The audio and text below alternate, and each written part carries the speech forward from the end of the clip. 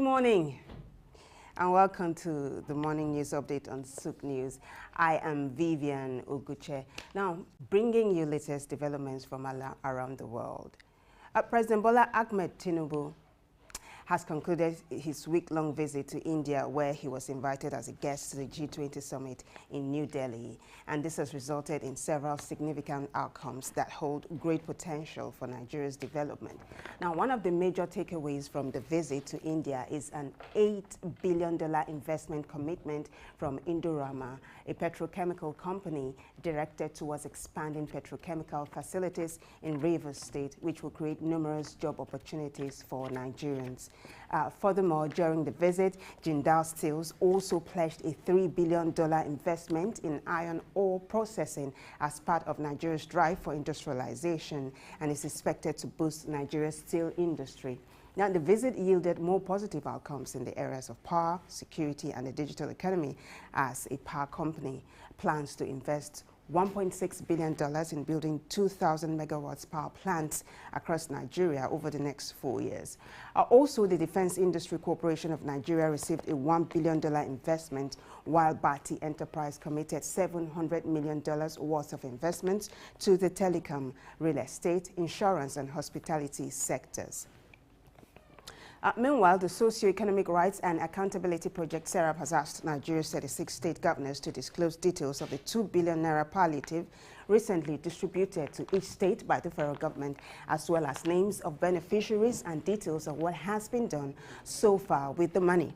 In the open letter dated 9th September, signed by SERAP's Deputy Director Kolawole Oluwadari, the organization stated that it is in the interest of the public to publish the details of the ₦2 billion earmarked for the palliative and any further disbursement of funds to the states.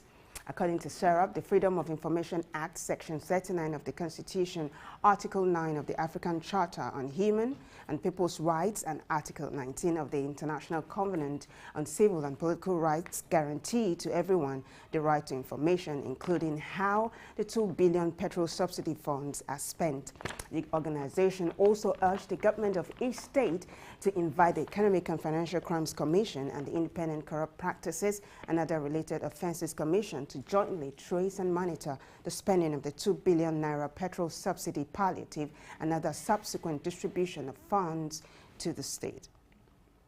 In the meantime, President Bola Tinubu has offered his condolences to King Mohammed VI of Morocco after an earthquake struck the village of Amizes near Marrakesh, Morocco, claiming the lives of at least 1,305, leaving at least 1,832 persons injured. A United States Geological Survey showed that the earthquake had a magnitude of 6.8 and an epicenter depth of 11.6 miles. In its preliminary report, the survey said it is the strongest earthquake to hit the area in more than a century. In a statement by the President, Tinubu, a special advisor on media and publicity, Ajuri Ngulali, he described the incident as unfortunate, adding that Nigeria will continue to stand in support of Morocco as it recovers and rebuilds. And now the Coordinating Minister of Health and Social Welfare, Professor Ali Pate, and the Minister of State, Dr. Tunji Alaosa, have reviewed a 4-point agenda that would ensure that the health sector delivers improved health care to Nigerians. Now, he made this known at a news conference in Abuja, adding that the ministry would minimize political interference, and the meeting was to chart a new course for the country's healthcare system. Furthermore, he said that there is a lot of potential for improvement in the healthcare system for Nigerians. In addition, he said that the ministry would work with state governments to improve the regulatory function at the supply chain level, stating that inclusion needed to be strengthened too.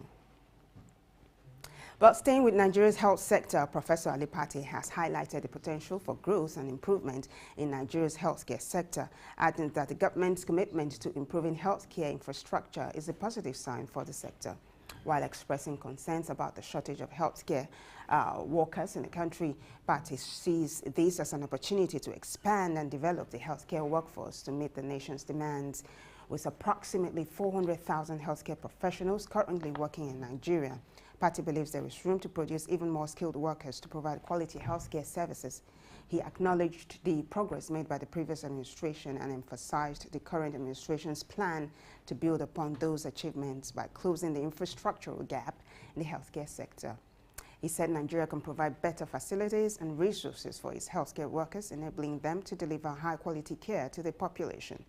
His approach to medical tourism is also positive as he seeks to retain resources within Nigeria by offering high-quality services locally while acknowledging that people have the option to seek healthcare abroad. Now, the professor focused on mobilizing private capital and innovation to provide these services within the country. And away from Nigeria, the African Union AU has made a permanent member at the just concluded G20 summit in New Delhi, India. India's Prime Minister Narendra Modi made this known during his opening address at the summit, inviting the AU, represented by Chairperson Azali Assoumani, to take a seat as a permanent member, a move he had proposed in June. Similarly, other matters were decided on at the summit, including more loans to developing countries by multilateral institutions, reform of international debt architecture, regulations on cryptocurrency, and the impact of geopolitics on food and energy security. With full membership, the EU can represent the African continent that's home to the world's largest free trade area. Now, we're going on a short break, and when we come back, we'll continue on more developmental stories from Africa and around the globe. Stay tuned.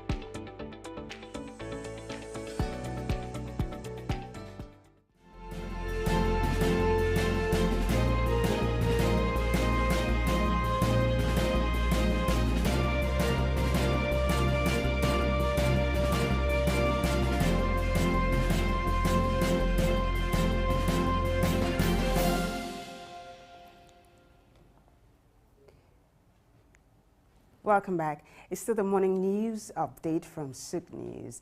Ghana has raised the state's guaranteed price paid to its farmers by more than 63% in an effort to boost farmers' income and prevent beans from being smuggled to neighboring countries as supply tightens.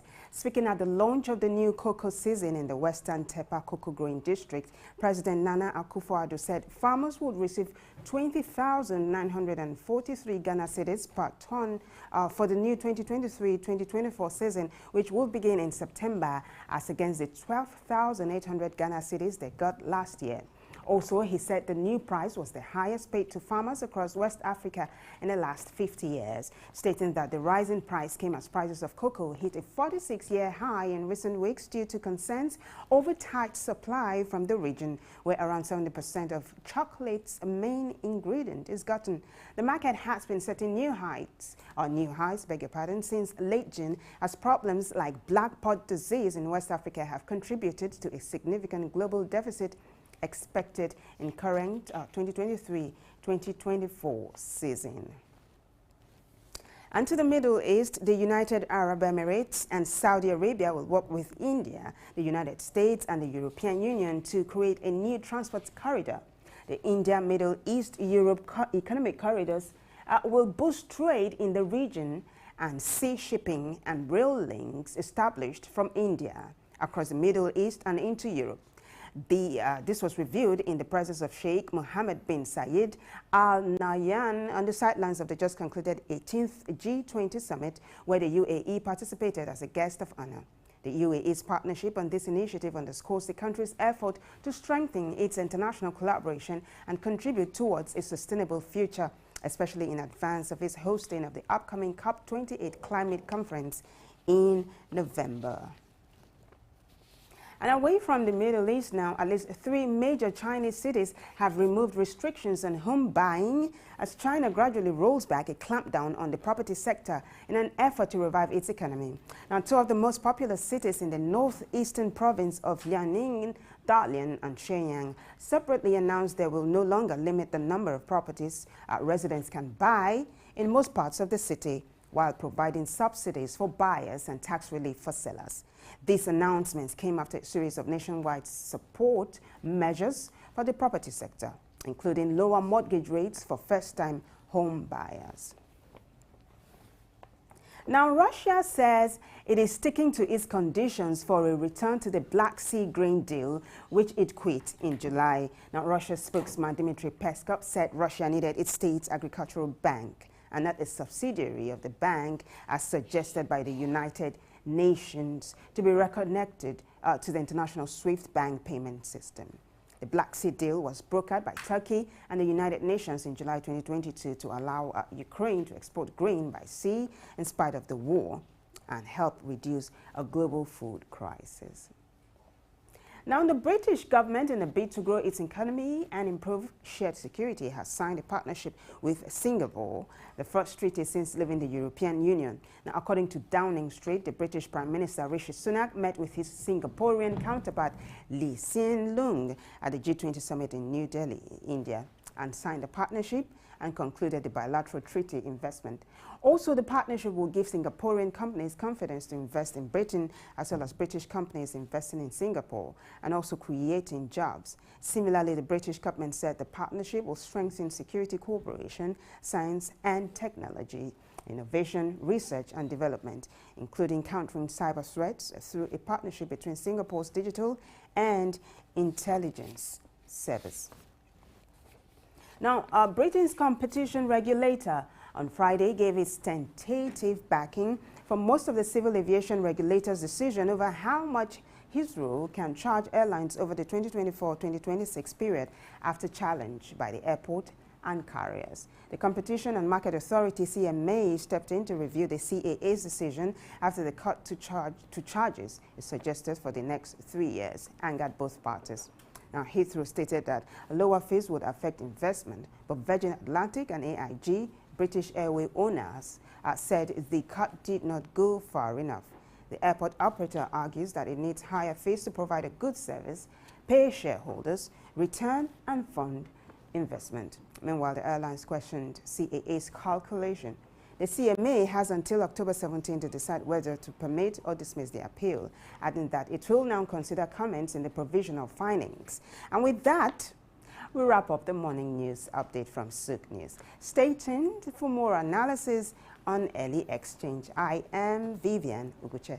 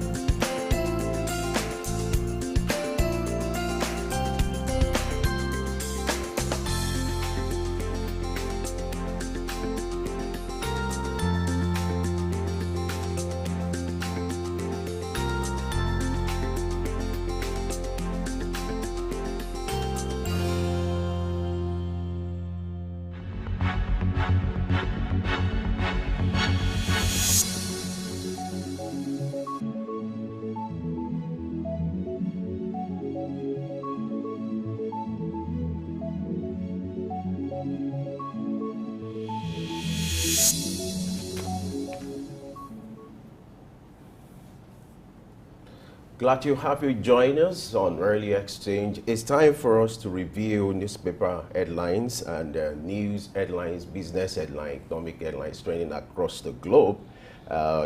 Several news are broken, for the past 2 days. And we're at that moment now where we need to review the news headlines. And I have with me, as usual, our special guest, Anneli Dowser. Glad to have you join us. You're welcome back. You're looking very fresh. I actually want to look so much of nature from Ekiti. It's weekend. You have so much time to rest, and so it's been impactful. I also have Vivian, the latest star in the team. Oh, please stop. So, from what the host has said, the whole world knows that you're just coming back from Ekiti. Oh, yes. It's obvious. There's a lot of pounded here. Well, that's the favorite there. When it comes to pounded, they don't joke with it. I like pounded yam. And I had enough, honestly. I had enough. Okay. Glad to have you join us. Absolutely. All right, let's delve into the news for today. President Tinubu has concluded his week-long visit to India, where he was invited as a guest to G20 summit in India, and it has resulted in significant outcome that has hold great potential for Nigeria's development. In Hausa, you see, our president he was invited to India, the G20 summit. Officially, Nigeria is not part of the bloc, but this time around, it's significant because President Tinubu is the chairman of ECOWAS, and he was invited to be part of that summit. The summit is unique this time around because African Union is taking a special place. What we are used to is having 19 countries and the European Union, but it's looking like Africa is having a voice now as far as G20 summit is concerned. What's your reaction to that, Idauza? Well, I don't expect anything less. President has become our #1 marketer, selling the nation. A whopping $14 billion US investment on its way. $700 million on the digital side. You have over $6 billion coming to the agric industrial sector. And these were really cut out. All the respective ministries have signed MOUs, not with government, but now with business people on their way to Nigeria. That was an excellent one by the president, and I think it was a smart move. Not just really looking at it on just to do the normal, fulfilling all righteousness of being in the grandeur of the G20 summit, but it was there specifically to market Nigeria. And after that, he has to meet with the president of India, Modi himself, to say, well, it's good time for us, between us and India. We want to do more trade. Our country is open, put in investment. And of course, this is commendable. He didn't just stop in India. He came back to the UAE and said, we must tie up everything and get Nigeria working. Kudos to our president.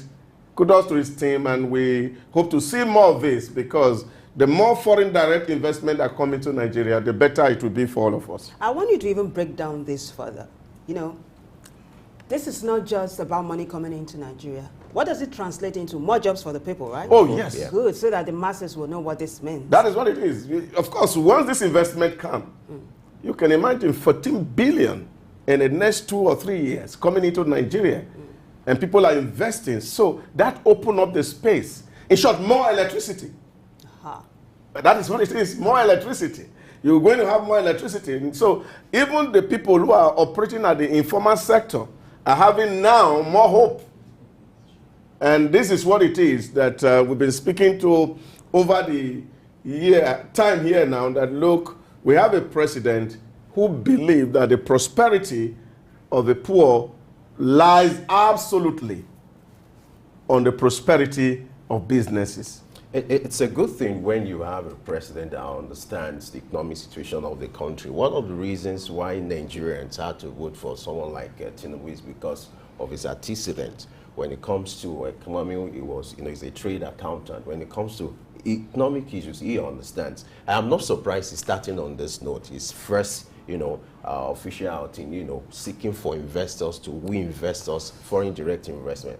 More importantly is his visit to UAE. You remember last year that the UAE placed a ban on a visa ban on Nigerians, and then there was this diplomatic row between UAE and Nigeria as regards repatriation of funds by Emirates. which make that airline to suspend their operation in Nigeria. So if the president is going there in person, it speaks volume.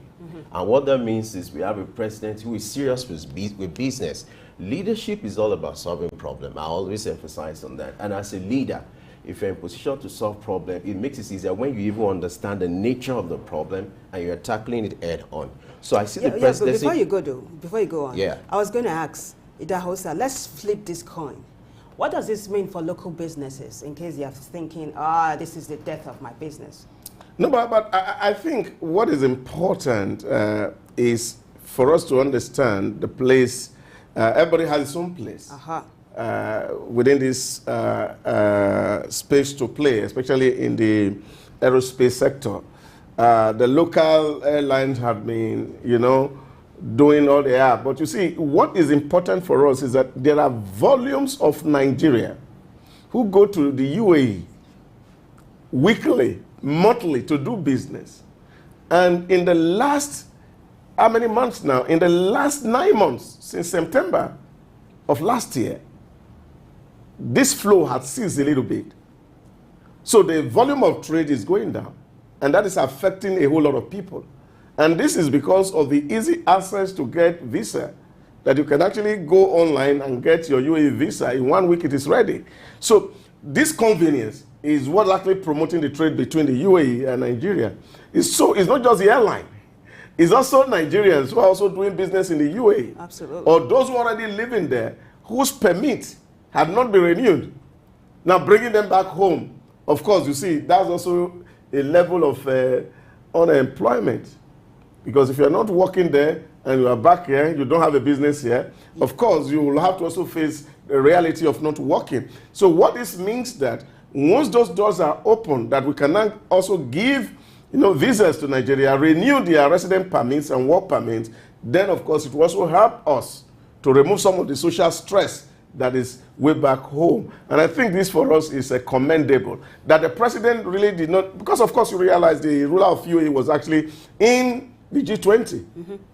They could have just meet by the sideline and then take it. But the president insisted that, of course, I will need to visit you so that we can sit down and talk this thing over. And once and for all, we can get this done. I think for me, it means so much for us as a country. It means so much for the government of President Bola Ahmed Tinubu that he's doing this and is marketing Nigeria to the world so that people can see us differently. Let me refer you to this. Part of the good news is the investment of $1.6 billion in building 200 megawatt power plants across Nigeria over the next 4 years. 4 years, yes. What do you see out of that? That's what I'm saying. We've spoken to that already. Because you see, there are a whole lot of power building that is outstanding. Now, what this will do is that you are helping us to show up, the generation. And then, of course, we can invest also in distribution. You see, don't forget that Lagos was the first state in 1999 to actually have brought in independent power plant. Tinubu brought Aaron to Lagos, although the federal government sabotaged that process then. You see, so he understands the place of power. It's not just power. You also see there's an investment in the petrochemical, which of course, again, the promise that is made to Nigerians that before December, the Port Harcourt refinery will be in full operation. Now, a deal is being signed to get this going. So this for me is a government that you have set some key performance indicator for yourself and you are working tirelessly toward it. No wonder he says to us, don't pity me. I beg for the job. You gave it to me. Just give me the opportunity to do what you have sent me to do. I remember former governor of Lagos State, Fashola, he said that when this administration was going to come in, he said this president is good at micromanaging. That's a good thing in leadership, right? Yeah. So what are some of the things you foresee? I'm assuming you've got sixth senses now. Like, what do you foresee in the next 5 years? I mean, we've already celebrated the president's 100 days in office, right? Yeah. What do you foresee this administration achieving in the next 4 years? It's going to be a 4-year of bumper prosperity. You see, because what you're looking at, you're seeing a president or a leader who is not just living to chances, the running of the system. To say, oh, I have appointed a minister here, and the minister will do the job on my behalf. He is overseeing the whole process himself. He is getting himself involved directly. So he understands what the vision is, where I want to get to, the kind of a challenge, and that's why I keep saying to the minister, this is where we are going, and we are all in this boat together. So he is not saying, oh, well, is the minister, no. He's owning the process, and that is what leadership is. So he is in the front and driving the process, and this means a lot, because in terms of negotiation, like they say, big man talk to big man. So it's not sending one small boy to go and represent another small boy talk to small boys. Big men talking to big men, and deals are signed. And of course, you can really see commitments on the table. I think this, for me, in the next 4 years, is going to be very great for Nigeria if this tempo is sustained. It's interesting that a dowser is turning to a seer. Okay. All right, moving on. Serap has asked Nigerian 36 governors to disclose details of the 2 billion naira palliative recently distributed to each state by the federal government.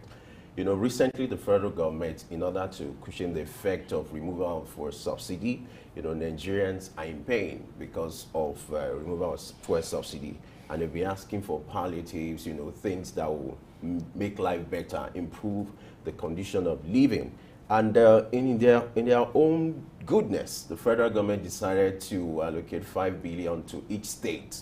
There are people who argue that, do we actually need palliatives? Dowser, what do you feel? Well, in this studio, we've refused to use the word palliative because it's even a misnomer in the first place. You see, social interventions are things that are always good for every society. Because you see, like I always have said here, the role and the really crucial role of every government is to see how to mediate the ongoing struggle between the haves and the have-nots. Like Karl Marx said in his seminal work, you know, the Communist Manifesto, the history of all hitherto existing society is a history of class struggle. A struggle between the rich and the poor. Now, when this struggle is hard, then of course the poor have to breathe. And so government across the globe always will put social intervention in place to cushion the effect of the market on the very poor. Now, this is important. But how this is administered is a big, big issue. That's where I will differ from giving people handouts. Really won't solve the problem, because you cannot sustain handouts.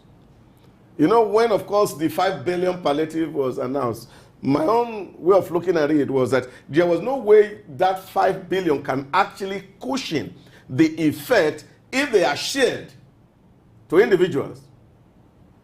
So if you take, for example, an average of a state with 3 million people, and you are having like 500,000 people who are really extremely poor in that state, if you divide 5 billion, you will discover that even in a month, 16,000 cannot do anything for any human being, especially with the economy.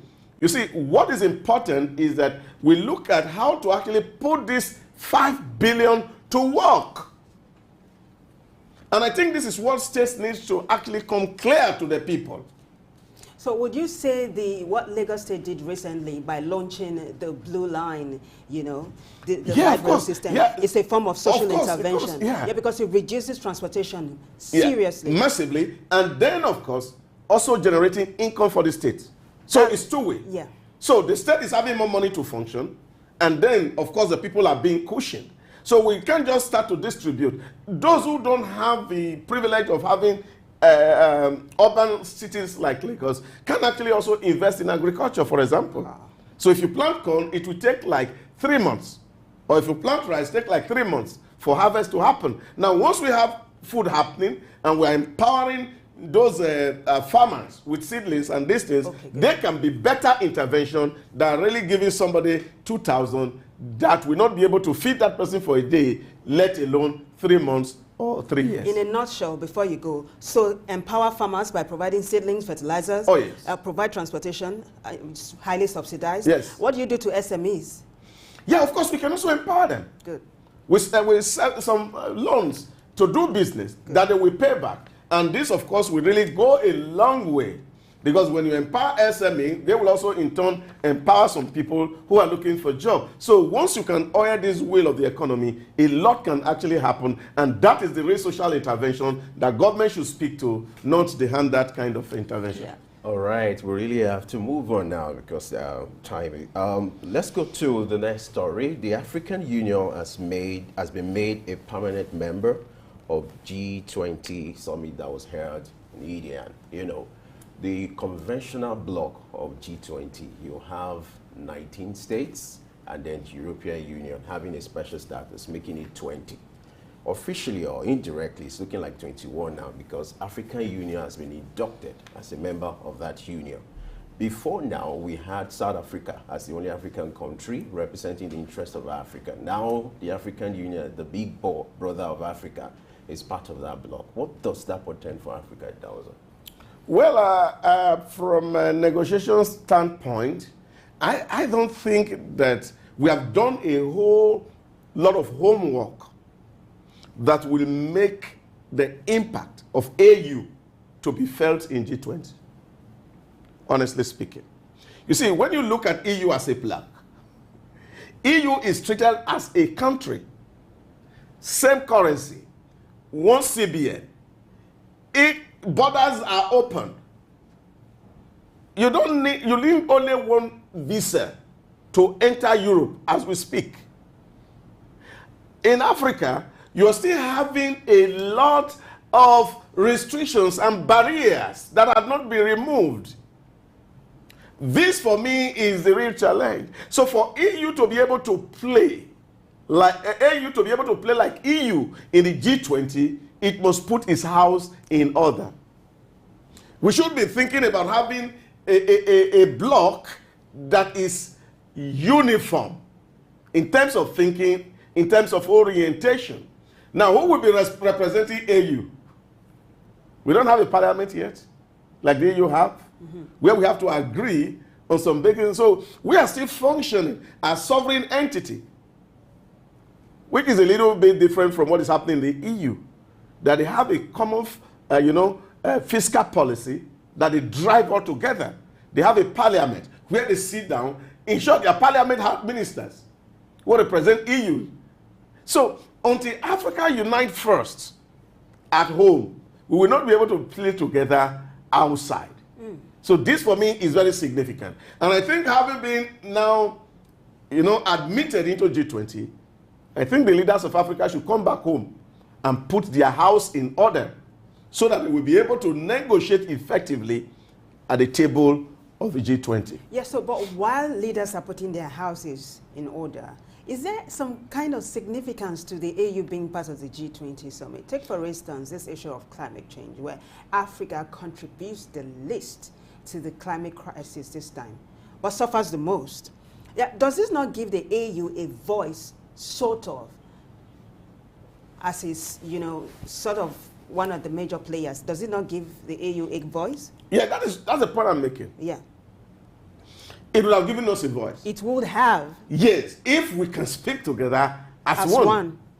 Now, but the challenge we have at the moment is that the AU actually cannot speak as one nation. That's not good at all. And this is why you still see that the bigger power are micromanaging us. You're hearing the voices of Russia somewhere, you're hearing the voices of Americans somewhere, and so we cannot think together. We cannot even do business with ourselves together. So this is the point I'm actually making. It will be substantial if Africa is united as one bloc, one economy, that of course all the barriers to travels, to trade are removed. Then Africa cannot begin to speak with one voice in the international arena. As long as we are still speaking in silos, where national sovereignty still matters a lot to us, we will not be able to actually maximize or leverage on this opportunity of coming to the table of the G20. So we have to go to G20 with one voice, and that is the only way we can actually make money out of that body. All right, African leaders going to G20 with one voice. That's the submission of Idauza. Thanks for joining us for this analysis as usual. Always my pleasure. Thank you. All right, we'll go on a short break now, and when we return, we're going to have more discussion, and it's going to be on the digital economy. What does it portend for Nigeria, for Africa, and for the global space? That we'll do after this short break. Stay with us.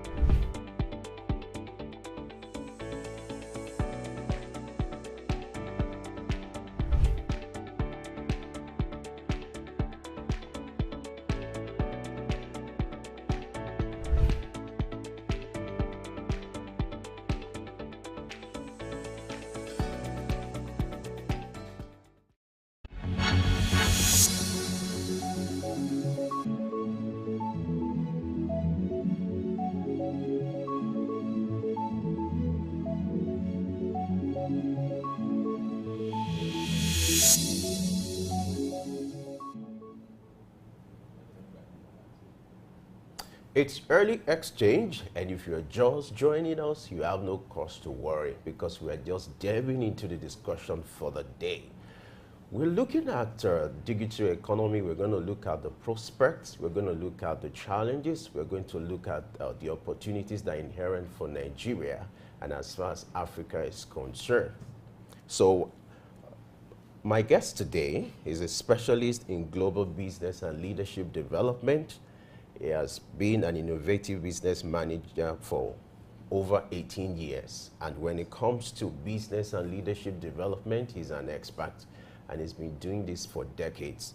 I'm glad to introduce to us Dr. Kemi Orelaja. Glad to have you join us on Early Exchange this morning. Yeah, thank you so much. Thank you so much. All right, Thank you. Dr. Orelaja, I would like you to do a background for us, for some of our viewers who do not have a proper understanding of what digital economy is all about. I would like you to expatiate on that, shed more light on what digital economy is all about, and then the inherent potentials. All right, thank you so much. Digital economy is very simple.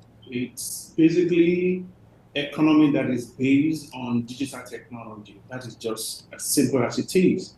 And when we say digital economy, digital technology, we refer to any transformation that could come as a kind of interaction of your businesses and also the transaction of the businesses. So any business that anybody has that is using, that needs the solution of data analysis, business intelligence, cloud computing, for example, machine learning languages, so many things. So that is basically what we refer to digital economy. It's about making the economy of the environment to be smart. So in as much that you want to ensure that you gain a competitive advantage in whatever thing you are doing, you need to embrace digital economy. And someone needs to embrace digital technology.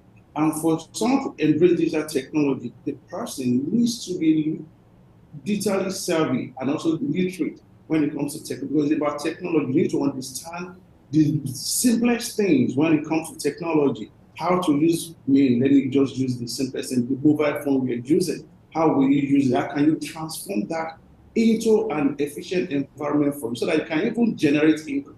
Now, when we talk about businesses or organization or a government also needs to transcend to the point at which they need to make use of digital tools, technologies to ensure that it brings productivity into their business and also generate revenues into the business, daily business transaction. So basically, this is what we refer to digital economy. So when you talk of digital economy, you were talking of more things that it brings to the table: creation of jobs, that inclusion of growth, to the economic growth, so that everything someone is doing, you can see the basic input in it. It's about being smart. Let me just use that word. It's about being smart when you want to go into digital economy. And right now, across the world is digital. There is global trade everywhere. I can sit right here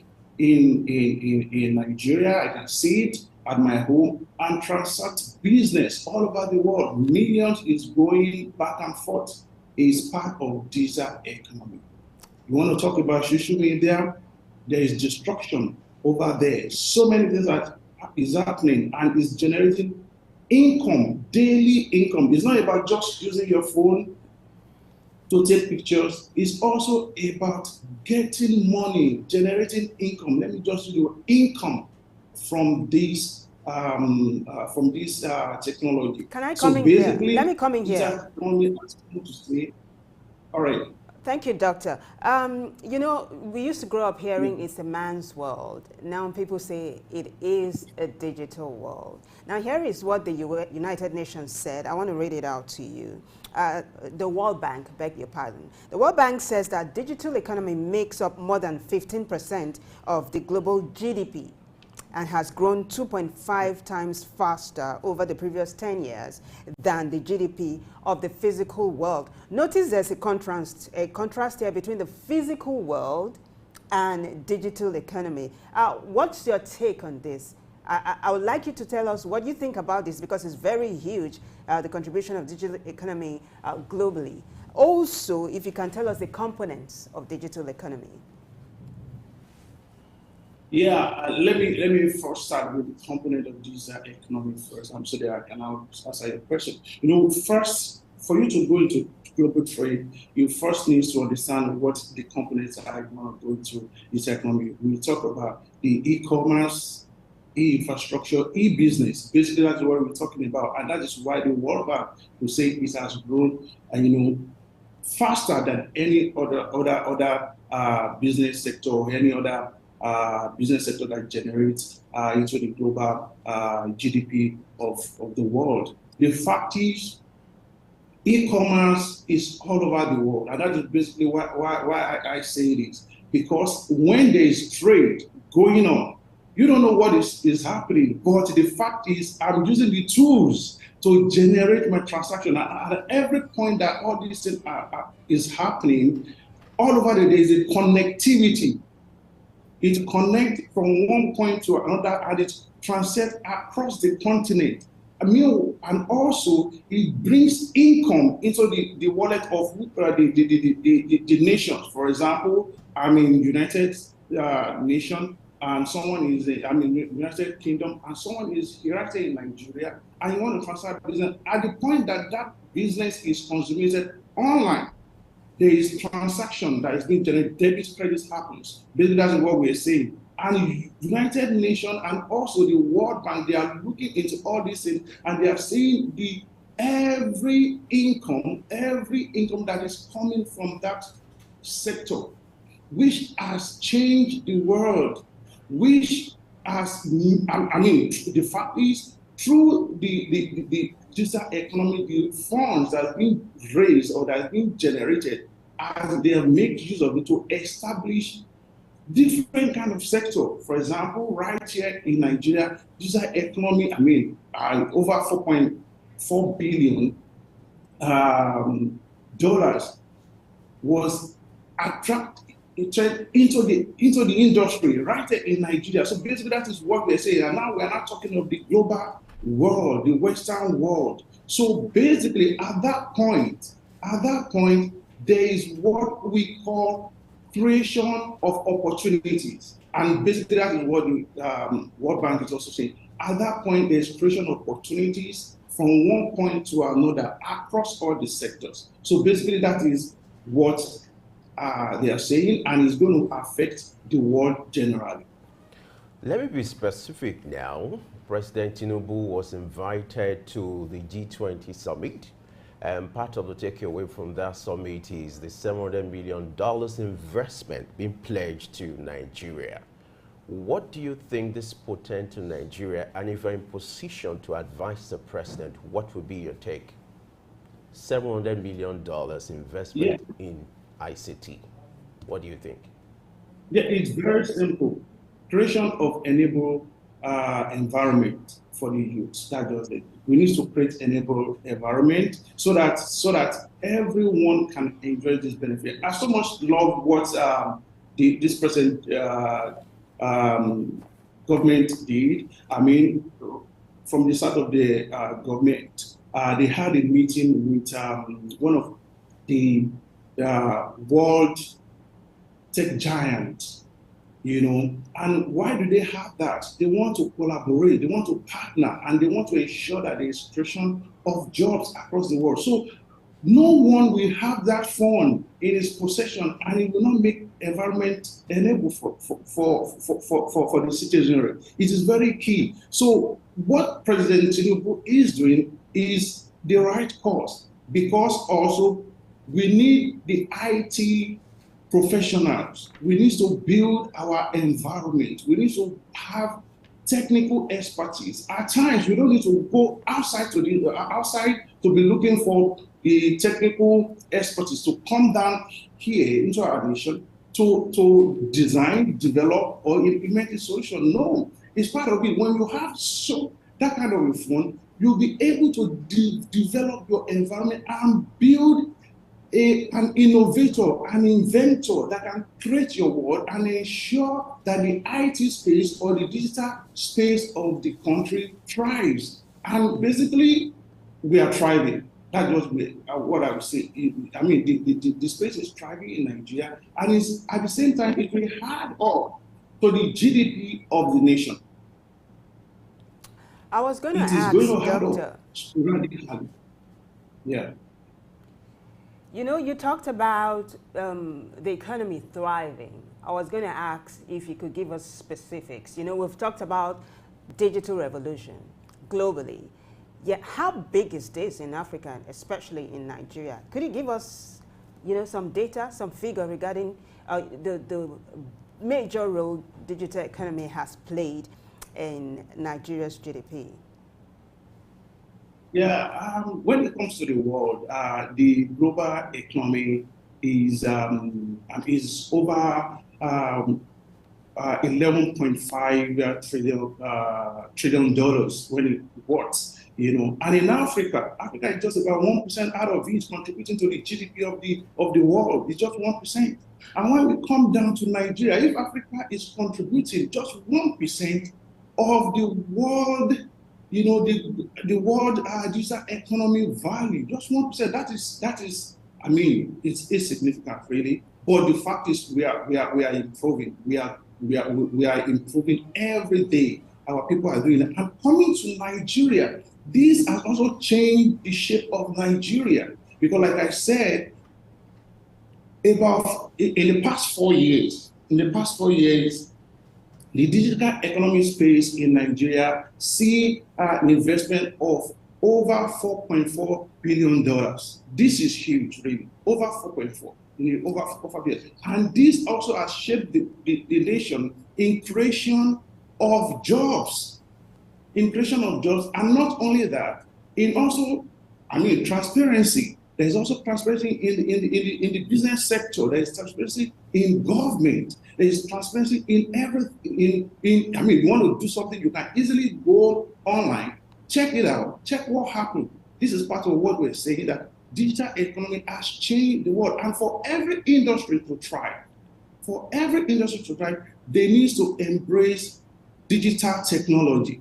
I mean, for example, are we talking of the HR sector? You need to be able to, don't worry, the days that you have to carry files from one point to another, things has changed now.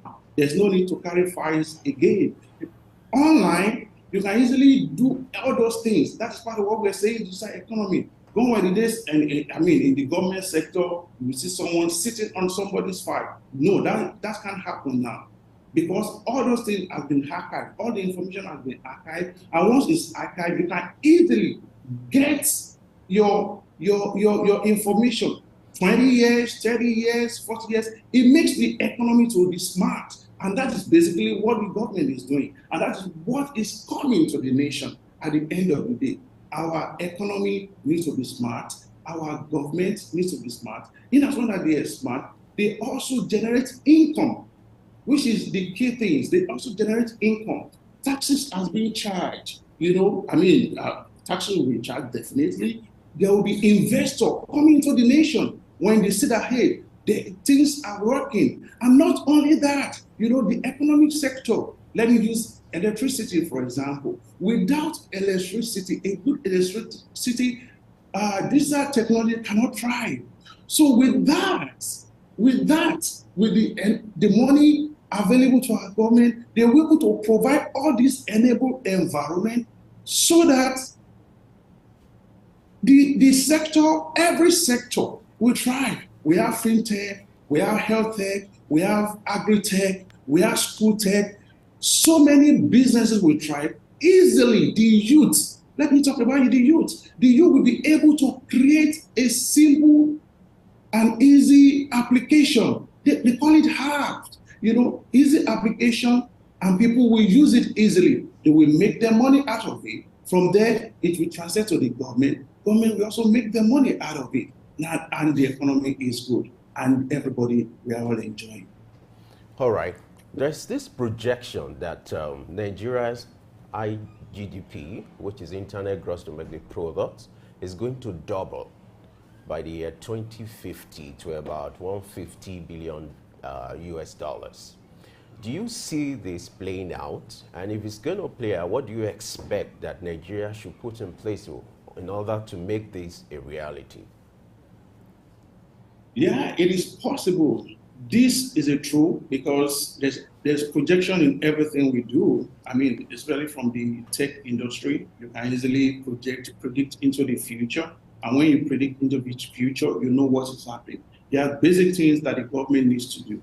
Like I said, investment. They need to invest in the sector, every sector. That's just it. And for us to do that, the government needs to look at, I mentioned power supply. Power supply is key. Government needs to invest in power supply. Also, I will also say the aspect of taxes is another thing. Government needs to ensure that we reduce on multiple taxes at times. Multiple taxes kills businesses, kills startups, So they also need to have a policy in place. They can even spread it. They have a policy in place as such that you will know what to pay at this point of time, in as much as income is being generated into your organization. It is not the point that you have not invested in a business. You have not even made the income. Taxes are being, you are being leveled with so many taxes. It kills businesses. So government needs to look at that. There's also part of training. There must be training. Government should have an enabled environment, a kind of hub. They have to create it, especially for the youth. To create a hub to train them. In as long that you create this hub and you are training people will come out and they will establish businesses which will bring money into the government. Beside all this, I think I also want to go into our academic curriculum in the school. Government should also see where a subject such as entrepreneurship should be one of the classes that students will be taking right from their youth stage, primary school, secondary school, until when they get to university. Because when they have that mindset, these are what is going to create income at the end of the day to government. And government needs to do this. And also there's a part, whether you are using digital technology, there's aspect also of cybercrime. Government needs to invest in infrastructure. Infrastructure is key. Infrastructure is key because without a stable equipment, digital economy or digital technology will not thrive. That is what I have to say. All right, Doctor, you've made lots of recommendations, right? This is what happened before he came on board. And Nigeria's President Bola Tinubu had promised to grow the nation's GDP by 6%, like Femi said earlier on. Also, in his manifesto and his inaugural speech, President Tinubu promised to create 1 million digital jobs in the first 2 years of his administration. How realistic is this? Well, the truth is 1 million job is huge. I have to say the truth, but it is achievable. It is achievable, especially during his tenure. He has 4 years, so this is achievable. And that's why I said I love the very first step, partnership, collaboration with the tech giants of this world. When you partner with tech giants of this world, definitely you are going to create it. You can't do it alone. You have and when I mean tech giants, the big ones, Google, Microsoft, Oracle. I know recently they have meeting with Google, for example. This makes a big sense to the nation, and this makes people to be optimistic that better things are coming up. We definitely know that the unemployment, in the country is about 4.1% now. It drastically comes down from 33% that it was in about 4 or 5 years ago. That means the economy the government, they are doing something. And they are working in the right steps. So basically what I would say is that partnership, invest also. I mean, because investor needs to come into the country. And when investor comes into the country and they invest, definitely there'll be generation of funds into the economy. And when I mean funds, I mean government also will run smoothly. When you generate internal revenue into your economy, I mean, there will be, you will depend less in going overseas because you have your tech people that are doing the work here. So basically, what I will say is keep on trading, partnership, collaboration, and bring the investor into the country. Earlier, you talked about the taxation of the digital economy. I would like you to be specific when it comes to value-added tax, determining the value-added tax for digital economy or transactions is usually a challenge because lack of data, in terms of getting the right data to be able to estimate the right VAT. Talk to us. What do you think the federal government can do to overcome this challenge that has to do with taxation of digital economy? Yeah, well, like I said, right in Africa, we contribute just 1% to the global uh, digital economy growth, And for Nigeria, taxing the IT sector or digital space is very key. Without the right taxes, it will be wrong. But what I was trying to say also is that bringing multiple taxes, because there are so many taxes that the government leveled an organization, and this kills. It will definitely kill an organization, especially you invest into a business. This man has not spent, I mean, maybe the life cycle is just 2 years, or let me tell you 1 year, and you brought so many charges, bills, you have to pay this, and it's even so bad here that if you don't pay, your organization or your firm will be clamped down, it will be shut down.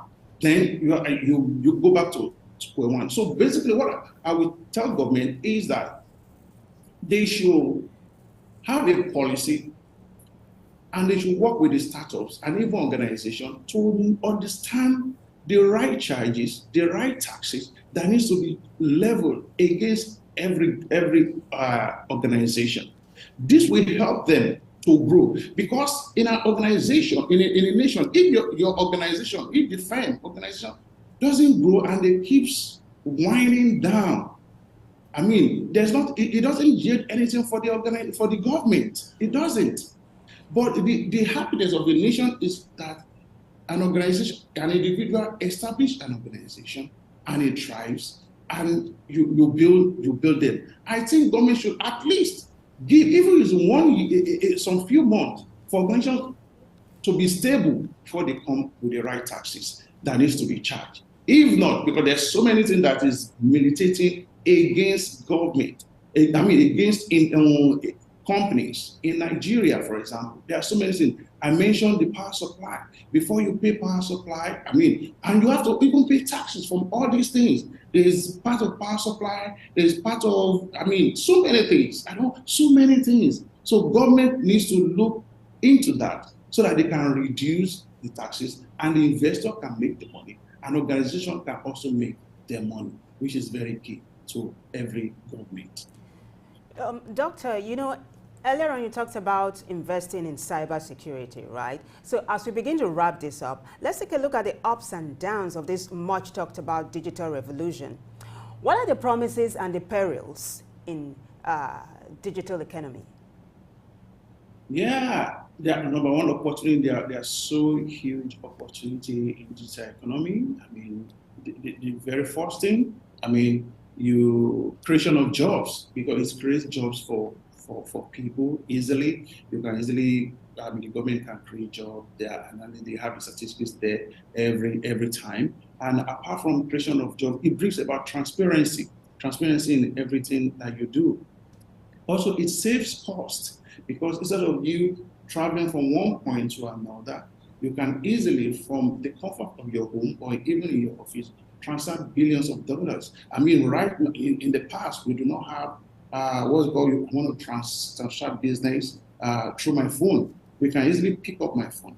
I can easily transact business, and different charges are being charged. Even there are other payment agencies outside there that you can easily go. I don't need to go to the mortar and bricks wall of the banks to go and transfer my business. I can just go to a nearby payment agencies, and I give them my account. Money is being transferred. The one that needs to be credited is credited. The one that needs to be there. So these are opportunities that's been, that digital economy brings. It brings about innovation. It brings creativity because, I mean, you just sit down, you see so many things. You can easily get news on your platform. You can easily read books, right on your phone. You can read your books and review everything. E-libraries is part of it. Instead of going to walls and say, oh, I want to go and take hard copy books, you can download everything. These are part of digital economy. What are the risks? There's also risk in it. In as much as it is good, there's also risk in it. Cybercrime is it. We can't stop it. There's cybercrime, there's cyber fraud, there's hackers. They will hack your system. So that's why I tell people, always ensure that you don't disclose your password. Everything, don't disclose your password. Have 2 factors or multiple factors authentication in whatever thing you do. Don't just do 1-factor authentication. Use multiple so that before an intruder can get access to your space, you are well guarded. There are so many things. Insecurity is also one of it. We know the state of the nation. Insecurity is one of it. They're also a part of the security. The nation needs to be secure for an investor to also come on board. Without that, investor will run away. So we need security, tight one, so that an investor will be happy that it's coming to the nation to invest. Once all these things are done, I think we're good in the nation and everything works. The Western world that they are thriving in all these things, fine. They have all these things in place. That is just the truth. They have all this. That's why you could see innovation at every time. There is disruption. Something that they just created last week, they invented just some few days ago. You will see another update, another upgrade into it. They are inventing at every time. So we also need to create an environment for our tech experts to thrive, to also invent, to be able to innovate into our society. All right. In recent times, the conversation has been around artificial intelligence. I would like you to talk to us. What could likely be the impact or the threat to digital economic transactions? Because AI seems to be the order of the day. Do you foresee any threat? Do you foresee a situation that could be a minus or a plus? AI has come to say that's artificial intelligence. In fact, the fact is, this happens. This is already in existence. Where car drive itself. So over time, it's still going to come down here. Artificial intelligence is about using data, machine language to automate the processes. If a car can drive itself, the fact is it runs on artificial intelligence, something that you do not see. However, it has been programmed. So over time, in the Western world, we have robots working in some shop, in some outlets. It's a robot that is doing all the work. You don't even need to go get it. So this also tells people that you need to be creative, because in 20, 30, 50 years' time, there is a part that robots might take up some jobs. So we need to also be aware that as human beings, we need to be creative And we need to be inventing in such a way that we have other means of existence and survive to survive also. So artificial intelligence is a good technology, and the fact is it has to come down here to Africa. Africa needs to, it might take some time, but as long as we embrace artificial intelligence, it will reduce some of the stress that an average human being will have. And at the same time, it also generates funds into the economy also. So artificial intelligence, like I said, is a good initiative and is moving, at a fast speed in the Western world. And I believe with time, it's going to trickle down into our economy, and we'll see as it works. Doctor, Nigeria's President Bola Tinubu was recently a guest at the just concluded G20 summit. This is one of the takeaways. Bati Enterprise pledged a whopping $700 million worth of investments to create jobs in telecom and space communications, amongst others. I don't know, it sounds like music to my ears, but I would like to know, what is your take on this? Yeah, that is huge fund. That is huge fund, really. And the fact is, like I said, in the digital economy space, this is possible. Creation of job is so easy. In digital, once the fund is there, once they have the right environment to do this, is basically, like you said, digital economy is huge. So it depends on the sector you want to focus on. You have the agricultural sector, for example. What can we do in this sector? How can we automate their businesses? How can we automate their processes? How can we automate their products so that it will bring a good tidings to the nation and even to every individual of the nation? That is basically what it's saying. In the health sector, how can we improve our health sector with our technology, with digital economy? What is it? Okay, let me just tell you something. I remember during the COVID pandemic era, many cars, many vehicles, they got their, what's it called? They got their premium, the premium expired, and they needed to renew it. Their vehiculizers also. At that point, a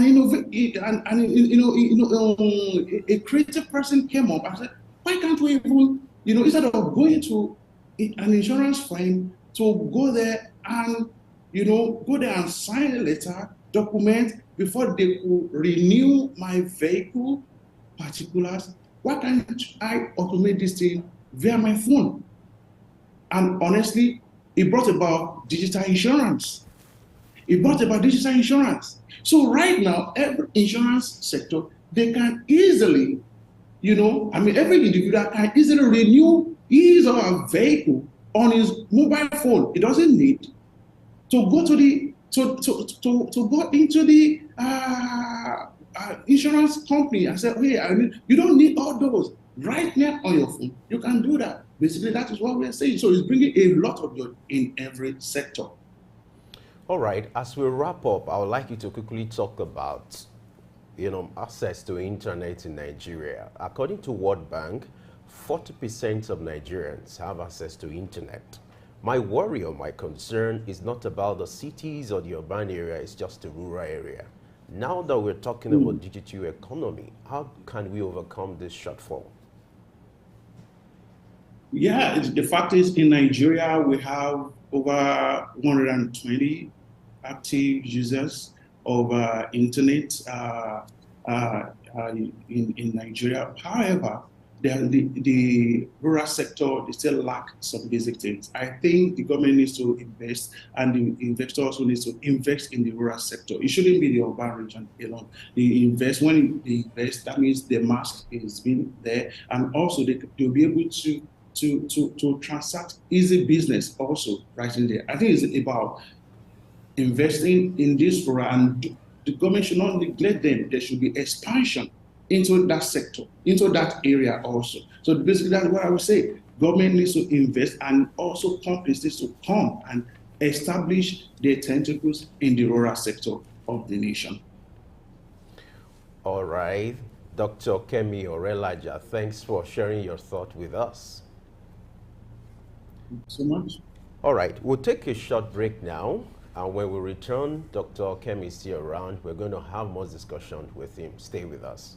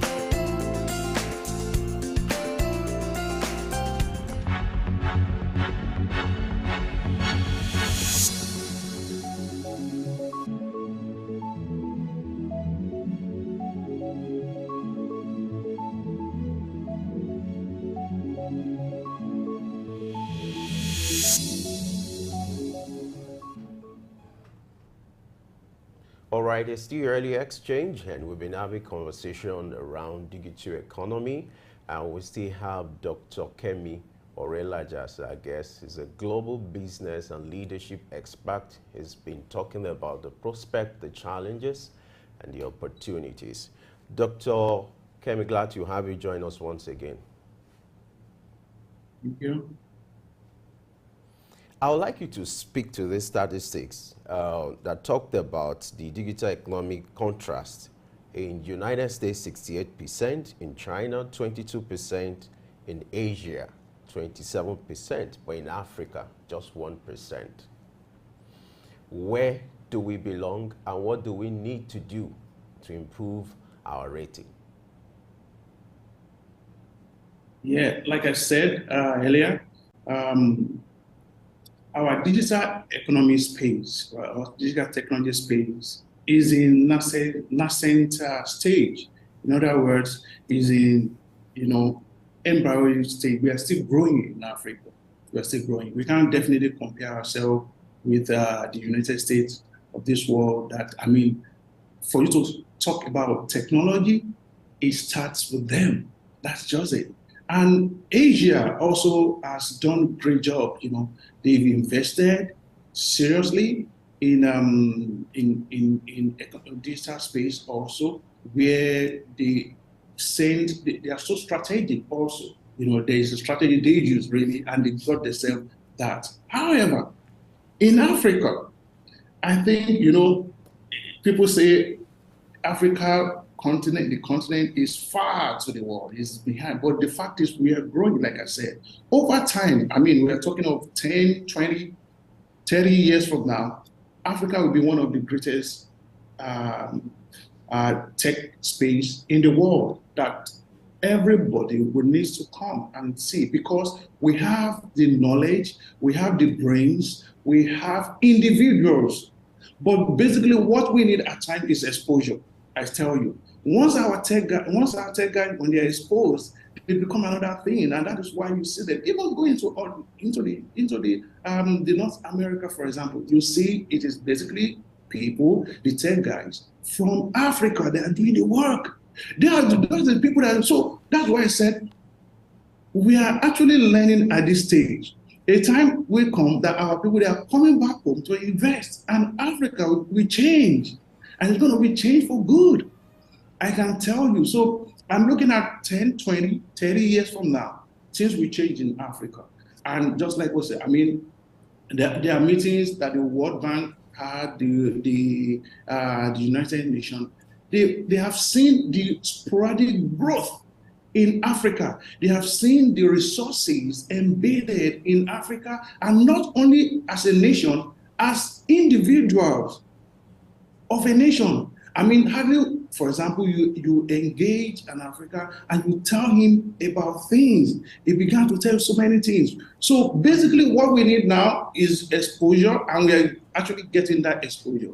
Really, I know with time, our tech guys, they are coming home to invest heavily and to make the money, because they know that when we come to Africa, we have to come and tap the resources, the untapped resources, when it comes to the tech space. Right now we still depend on the Western guys, the foreigners, the Indians, the Asian guys, the American guys, to do some of our things. Go to the banking sector, you will see them there. Go to the telecommunication sector.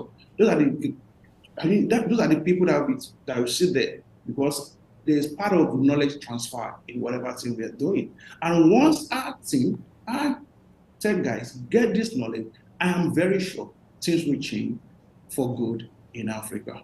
I like your optimism about Africa. Things will change for better in Africa. Dr. Kemi Orelaja, thank you for sharing your thought with us.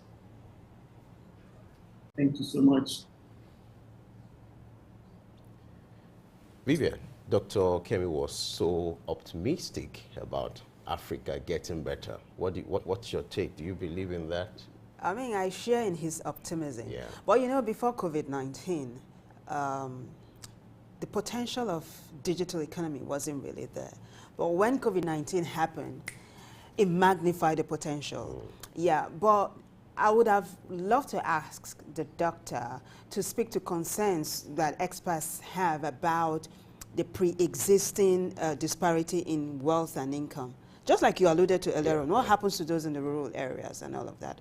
But then, let's be optimistic. Like what Dr. Orelaja said is a call to action for the federal government. Absolutely. Because they talked about access to internet. He's better when you're talking about cities like Port Harcourt, Lagos, and the rest of the rural areas. And that's why he made a submission that the federal government needs to invest in infrastructure that will ensure that the rural areas are not being left out. It's easier to say, okay, you are targeting the people in the city, but the bulk of people in the rural area, they also need to have access to what we're talking about, and that was why he made a submission. There is a call to action on the part of the federal government. Absolutely.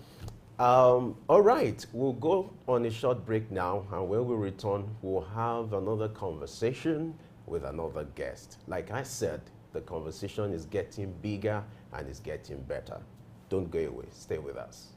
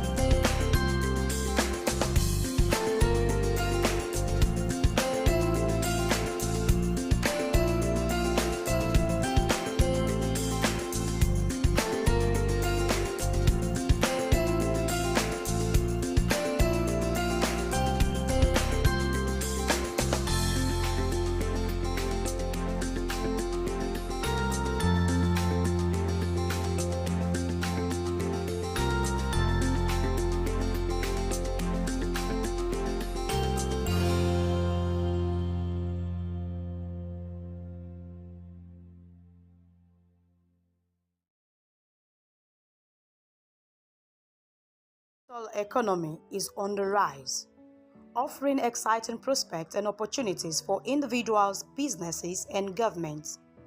In today's world, the opportunities seem limitless, as digital economy encompasses a wide array of activities from e-commerce and digital marketing to artificial intelligence and blockchain technology. As we embrace the digital age, it is crucial to navigate the challenges and opportunities it presents while ensuring a robust policy framework. With the increasing adoption of technology, businesses can expand their reach globally, tap into new markets, and streamline operations. Individuals have access to remote work opportunities and online education, and this adds to fostering economic growth and knowledge sharing. However, the digital economy also poses challenges, including data privacy concerns and the widening data skills gap.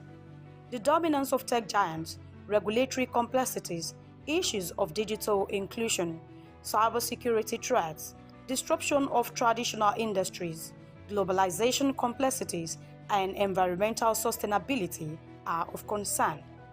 To harness the potential of the digital economy, governments need a robust policy framework which include regulations that protect user data, promote fair competition, and bridge the data skills gap through education and training initiatives.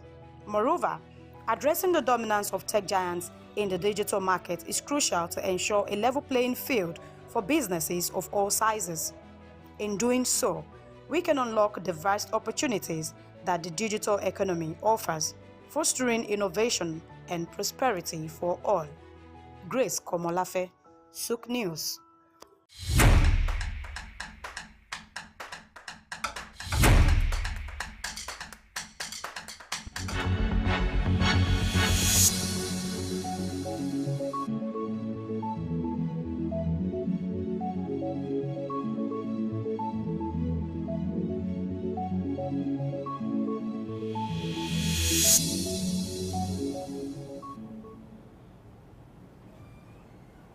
All right, that was a special report by Grace Komalafe talking about the potentials and the prospects, talking about digital economy. And now we're moving to the next segment of the discussion. Like I said, it's getting bigger. I like seeing that. And the discussion is getting more engaging and interesting. Now we want to look at the digital skill gap that's been responsible largely for the unemployment rate in Nigeria and by extension Africa. And as usual, we have our special guest analyst, Idauza, here with us to do justice to the discussion. Idauza, glad to have you once again. All my pleasure to be here. It's always a pleasure having you. Having you, to throw more light on topics like this. Let's start with this. There's this report that suggests that part of what is largely responsible for the unemployment rate in Nigeria has to be digital skills gap, whereby an average graduate is expected to have a particular level of skills, but when it comes to doing the job, it becomes a particular problem. Talk to us. What is your assessment of this, and then what do you make of this development? Growing up, you used to talk about unemployment, underemployment. Mm-hmm. And of course, in recent time, people started to talk about unemployability. Here is not really looking at issues from the point of view that people really don't have work, but they don't have the requisite skills to do the jobs. And this is the biggest challenge that faces us as a nation, because things have changed. Now, people speak to big data, and that is the new oil well. That's where the money is.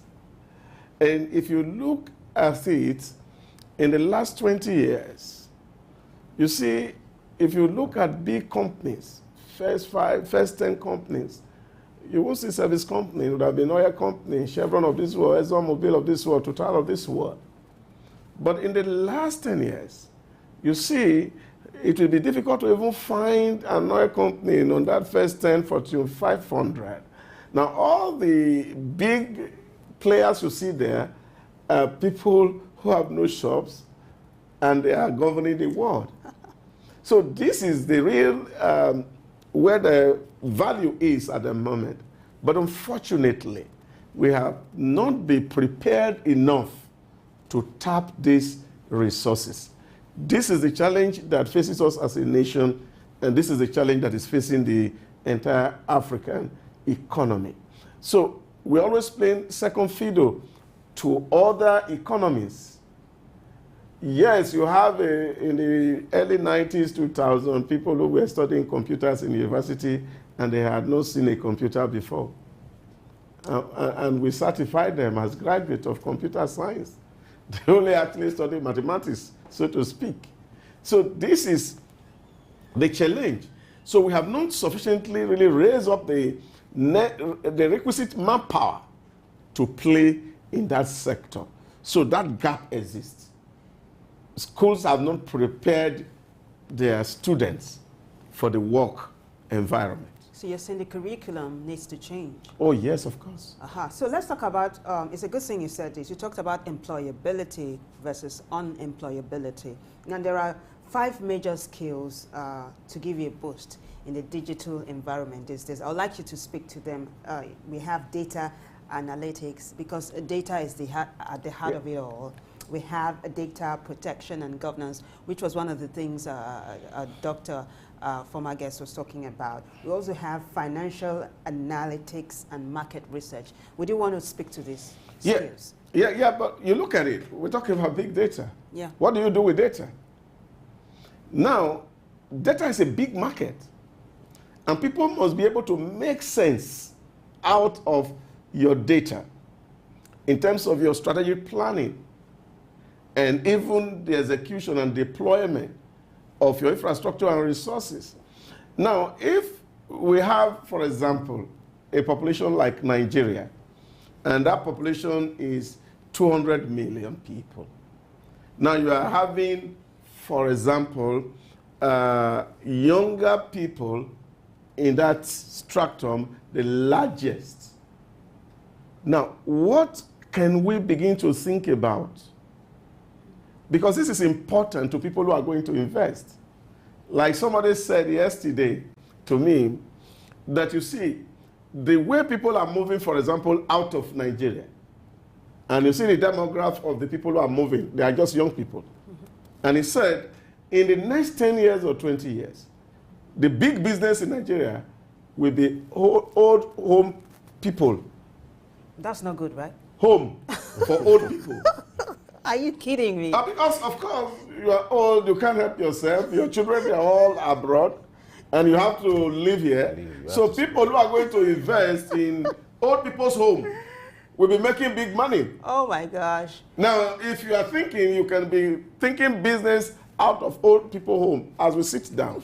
Now, these are the value that data, of course, give to us. Yeah. You are able to analyze your space and understand what kind of business we track. You are able to see the gap in the space and then look at what kind of investment you have to plug in. Now, this is why data analytics is critical, very, very critical. Now, of course, we are digital, everything is online. And the risk is also very high. Yes, of course, you have people who are ethical hackers that have been trained, but you also have evil hackers. Yeah, but what makes it ethical? If you're hacking, how can it be ethical? Now is ethical in the sense that, of course, you see, these things are programmed into a system. Now, chances are that something can happen. Maybe a virus attack that system, for example, and you need to retrieve information, data that is being threatened or being lost. So some people need to be trained to be able to rescue those data.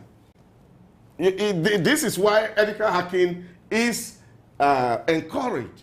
But you also have people who have evil motive to hack all the software that you can see in order to do some evil to other people. Now, these people have to be protected. The truth of the matter is that as you are thinking, those who are in the bad business are also thinking. So you must be a step ahead of them. So if you put money on an investment and you woke up one morning and somebody has hacked the system, the entire thing goes down the drain. That creates a whole lot of social problem. And so we need people who are also experts in protecting the cyberspace. That's very critical. Now, the other one is the market research. And this is where, of course, we have the biggest of problem. In Africa, we don't invest in research. Businesses don't invest in research. And this is the most significant part of business. You have to look at what is happening in the market. Most of the small and blue chip companies in Nigeria, if you have to cut budget, the first thing to cut is market research. But if you don't have clear insight into the market, you will not be able to actually leverage that space. So research is critical. You need to know who your audience are. You need to know their lifestyle so that you can be able actually to communicate your brand and its value to the right audience. Now, this is what you see in the market space. People are having conversation, whether in the form of advertisement or promotion, and you're likely to be speaking to the wrong audience. And then you cannot gain value out of it. So we need a set of human beings with critical skill set in designing research questions that will be able to speak to the peculiarities of the market.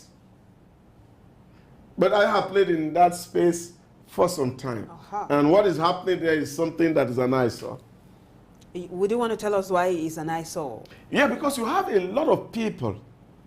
Because this is a real problem, because getting the right data in Nigeria is so much a challenge.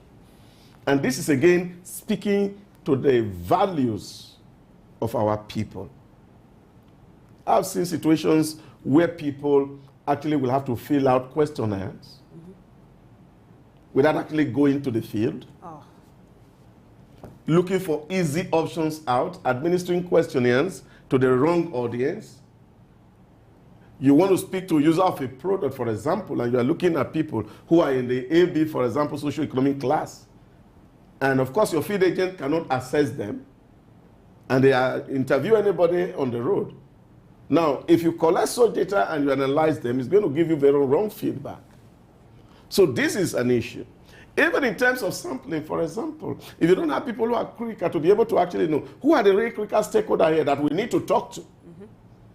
If you get the stakeholders wrong, then your sampling is wrong. And if the methodology is wrong, the outcome of that finding is also going to be zero or wrong. So all these things require some form of expertise. And this is why there must be serious investment in this critical area. Talking about data analytics, talking about cybersecurity, talking about market research to drive the system. Talking about the educational sector, according to the World Bank, the report states that over 50% of the Nigerian population do not have the required digital skills. What do you think is fundamentally wrong with the educational system? It's a whole lot.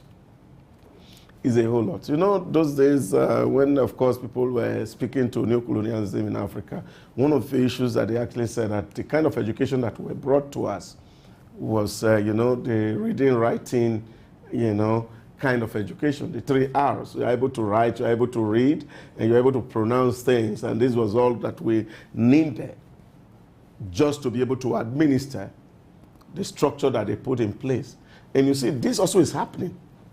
Even today, when you see Microsoft, for example, coming to Africa, and they are investing some money in Africa, Google is coming, putting some money in Africa, Apple is coming, putting some money in Africa.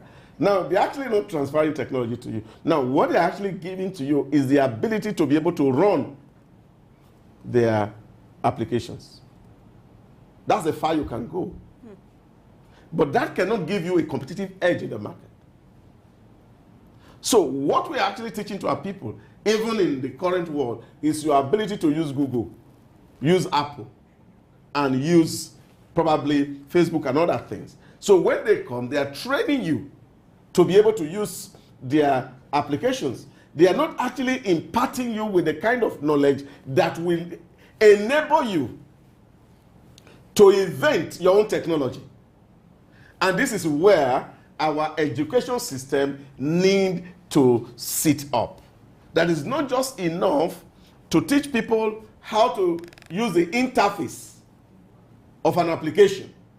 It's enough to be able to teach our people how to create the interface itself. And we must be deliberate in this area. So we have schools who are teaching technology. They must not just review the technology of these people, but must see how can we improve on it. And this is what you see China has done excellently very well. That people say, oh, China steal technology. They are not just learning the interface, but they are actually learning the real secret behind the interface. And so they take it, they can clone it, and then build their own systems out of it. And I think this is why our educational system really needs to work a lot very hard. But you see, you look at, for example, those who are professors, for example, we have in our space today, teaching computer, teaching ICT. Are they really competent to drive this process? Because nobody is going to give you that secret. And I think this is where, for me, creating these digital hubs that the president spoke to will become very, very useful. So that we're not going to people that place with men who want to just earn salary by coming to classroom 3 hours in a semester, but you have people who are passionate, who are both intellectual and practitioners in this area. Even if we are going to import them to come from another place, to actually teach the basis of creating technologies that can drive our systems and our processes. It's interesting that you mentioned this, because I was just going to ask you about upskilling an already trained workforce. You talked about the professors in school who are teaching the students. And earlier, you talked about the Japa syndrome, where the youths were running. And then you painted this very gloomy picture of the old people's home being a business, the future of businesses in Nigeria. So how do you upskill the civil service, for example, in Nigeria, and all these professors in the universities that you talked about? Yeah, but I think this is also deliberate, and this is where people are talking about investment in the education system, investment in research and development. And of course, if we really want to compete in the 21st century, we must invest in R&D, research and development. Is important. Now, these people must be given the right and requisite skills to teach in the 21st century. Now, one of the fundamental issues that I've seen in academies is the fact that is a monologue. Now, whereas academy is supposed to be a dialogue. Not a monologue. Not a monologue. You can't speak to your professors in Nigeria because they know everything and the students know nothing. Yeah. So you see, you are having a top-down approach to learning, not bottom-up. Because what we should actually be doing is facilitating those who are below to be able to critically think and create ideas. But our school system, as it is, does not really encourage that. So students are afraid to talk back to their professor. Because they just tell you what they know, and some of this knowledge are outdated because their researches are not recent. Now, this is the issue that we really need to speak to. So you have a people who are living in a real digital world as against the real world, as you mentioned earlier. Now, these people know so much about technology. They must also be given a voice in our academies. So that when students come to school, yes, they don't know anything as per the theoretical part of things, but they must also be allowed to experiment with thinking. And this is the only way to come about invention. I am still thinking and researching. I haven't seen too many professors who are inventors. That's a huge statement. All right. Yeah. Let's talk about the impact of this in the workplace. Part of the reports being identified by the World Bank is the disparity between the skills being possessed by employers or employees, or the skill being needed by employers, and then the disparity between that and the one being possessed by the employees. You are an employer of labor.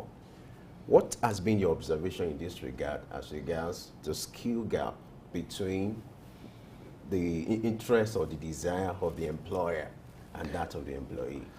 Well, this is a conversation for me that if you want to enter into it, a lot of people may see you to be very subjective. Now, yesterday I was having a conversation with some people and they said, oh, you see, we need to increase the salaries of workers because, you see, the economy is so bad. And I said, the economy is bad on both sides. Take, for example, you want me to increase your salary, but revenue is not coming in. How do I sustain the increase, for example? Now, this conversation, people don't want to enter into it. Because they think that there's another economy that is feeding the employer, which, of course, is different from that of the employee. And then somebody said to me, say, no, yeah, but you have to survive. The business itself has to survive. And this is what is happening really today. That you can see many companies who want to spend hard-earned money that is not even there to invest, to train people. So they are looking for people that are already fully made. And now this is why you see the gig economy is also booming. Because anywhere you find them, you hire them. Since we are borderless. So investing, asking companies to invest in training potential employee today is difficult because it's huge on the bottom line of businesses. Because we are struggling to even make or break even or make profits as business. So you can't be thinking of borrowing money to invest in somebody, and you're also not even sure whether these people are going to stay with you when they get the requisite skill. And of course, they are going to be prospecting here and there. So business need already made, because the cost of training is quite expensive and it will eat deep into the profitability of businesses. So this is where we are at a crossroad. And I think what we should do is really to see how we can really liaise a synergy between the town and the gown.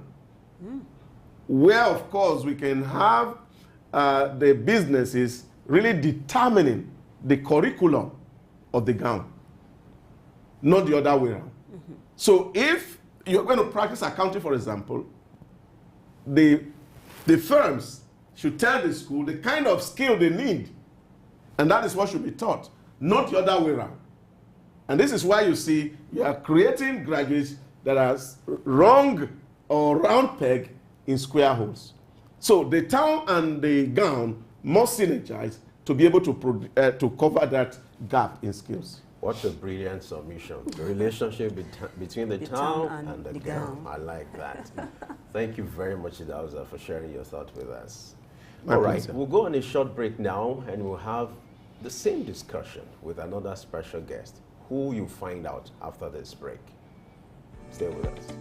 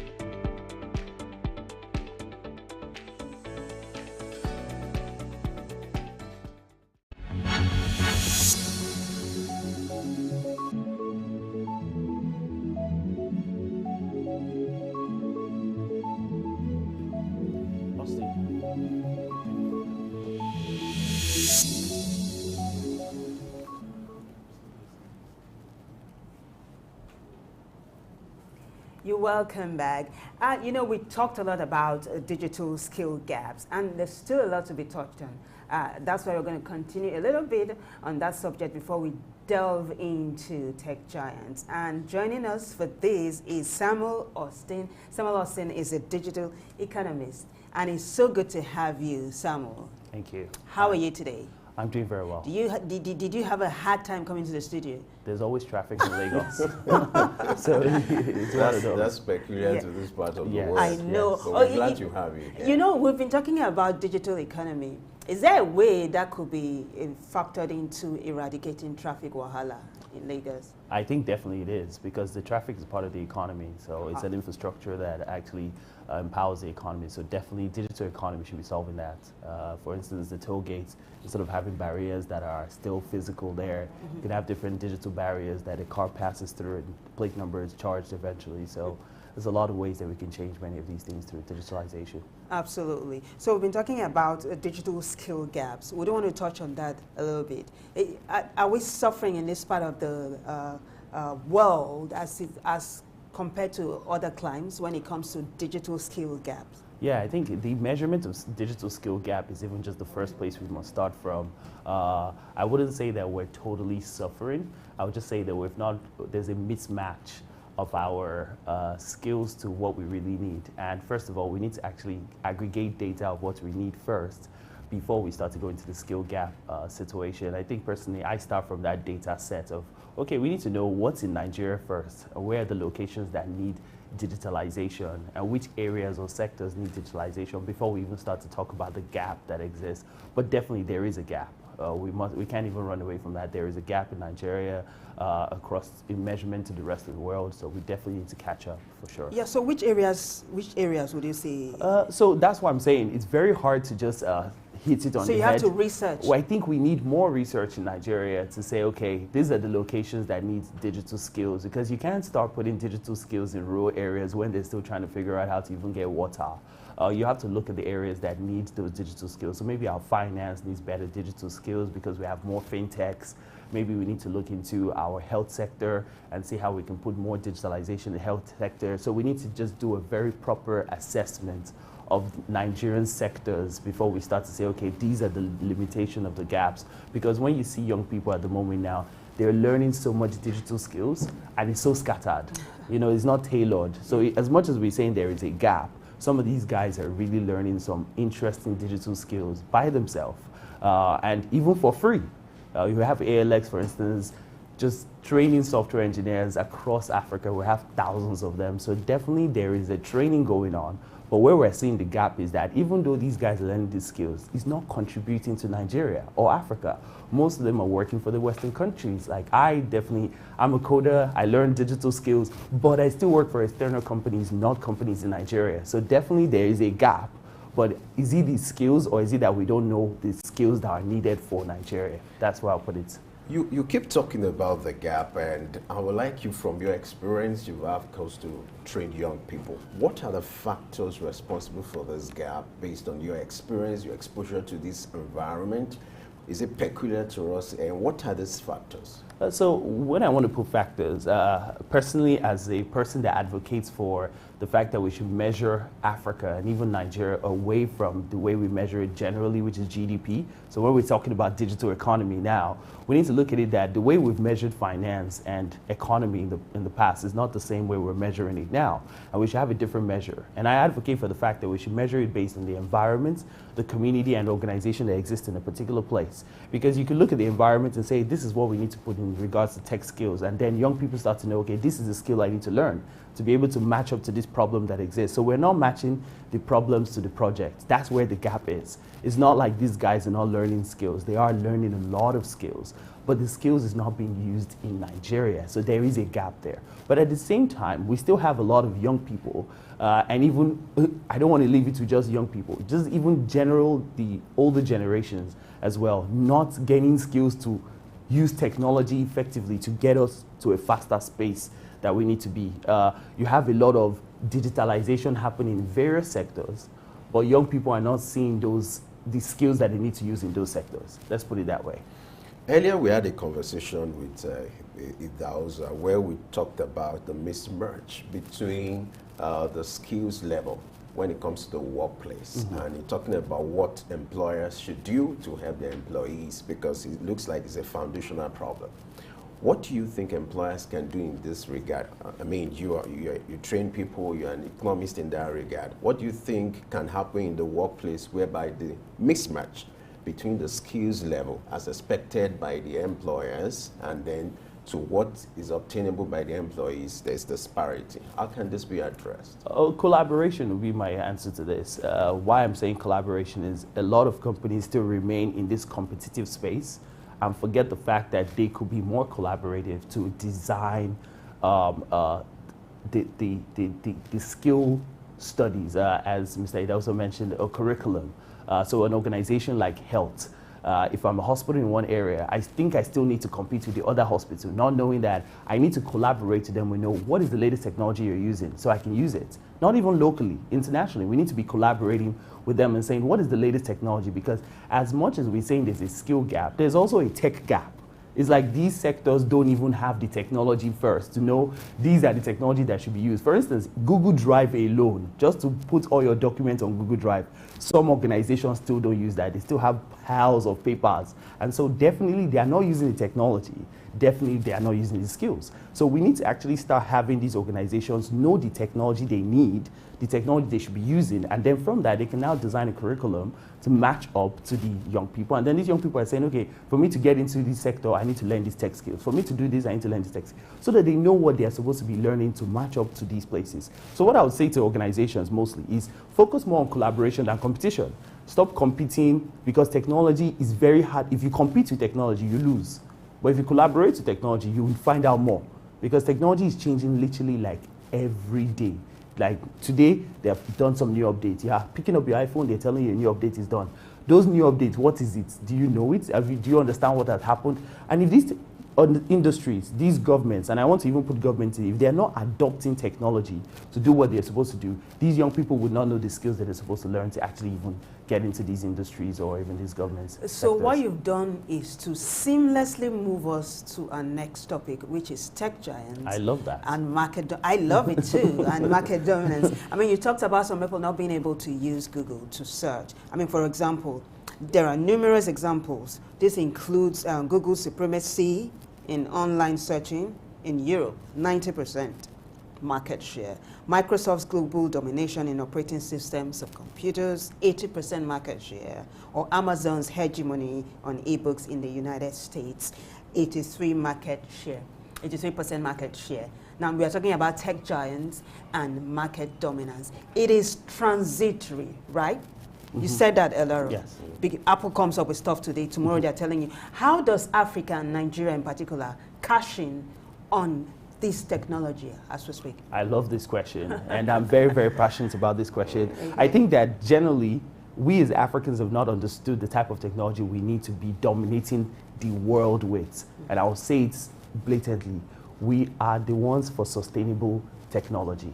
Why am I saying that? We have one of the largest resources in the world. And I mean natural resources. So what is happening is that the Western world are coming here, they're taking these natural resources, but are not paying for it. Why? Because we don't have a tech to analyze these things that you're removing from here. So we don't understand that as Africans, what we should be focusing on now is a tech that protects our natural resources and our people. So that is the only dominance we can have moving forward into the future. We need to educate our people and even the land to understand, and the leaders to understand that, okay, if we're going to put technology in Africa, the technology needs to be a technology that is sustainability driven. And many of us don't understand sustainability, but I'll just give it a view. Sustainability is the ability to use something and protect it for the next generation.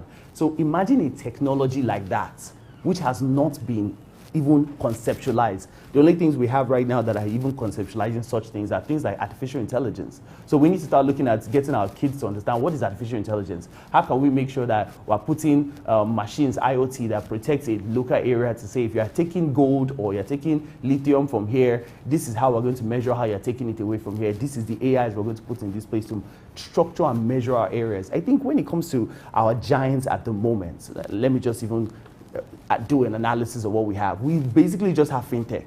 And if we look at what fintech is doing to us, it's actually destroying our currencies, because it's not helped us to understand how we can transact with each other, because the market woman in Ojo Elegba does not know fintech. Yeah. She's still transacting with cash. But you are putting fintech in the country, and you have people like Jumia still not making profits, but they are giving dollars to the rest of the Western world. So we have facilitated a technology that has come from the Western world that does not help us. So we don't have dominance.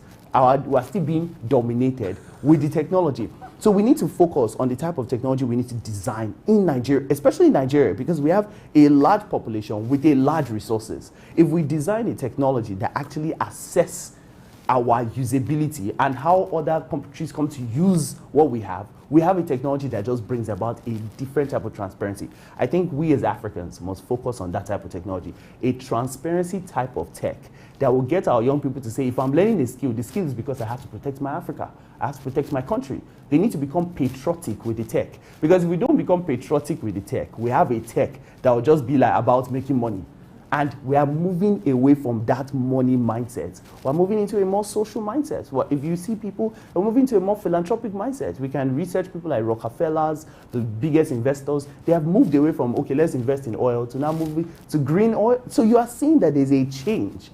And we as Africans need to pick up that mantle as fast as possible. We can't keep telling the young people that the reason you're learning tech skills is just so you can make money, make dollars. It is not feasible. Let's look at another tech giant. We're having e-commerce.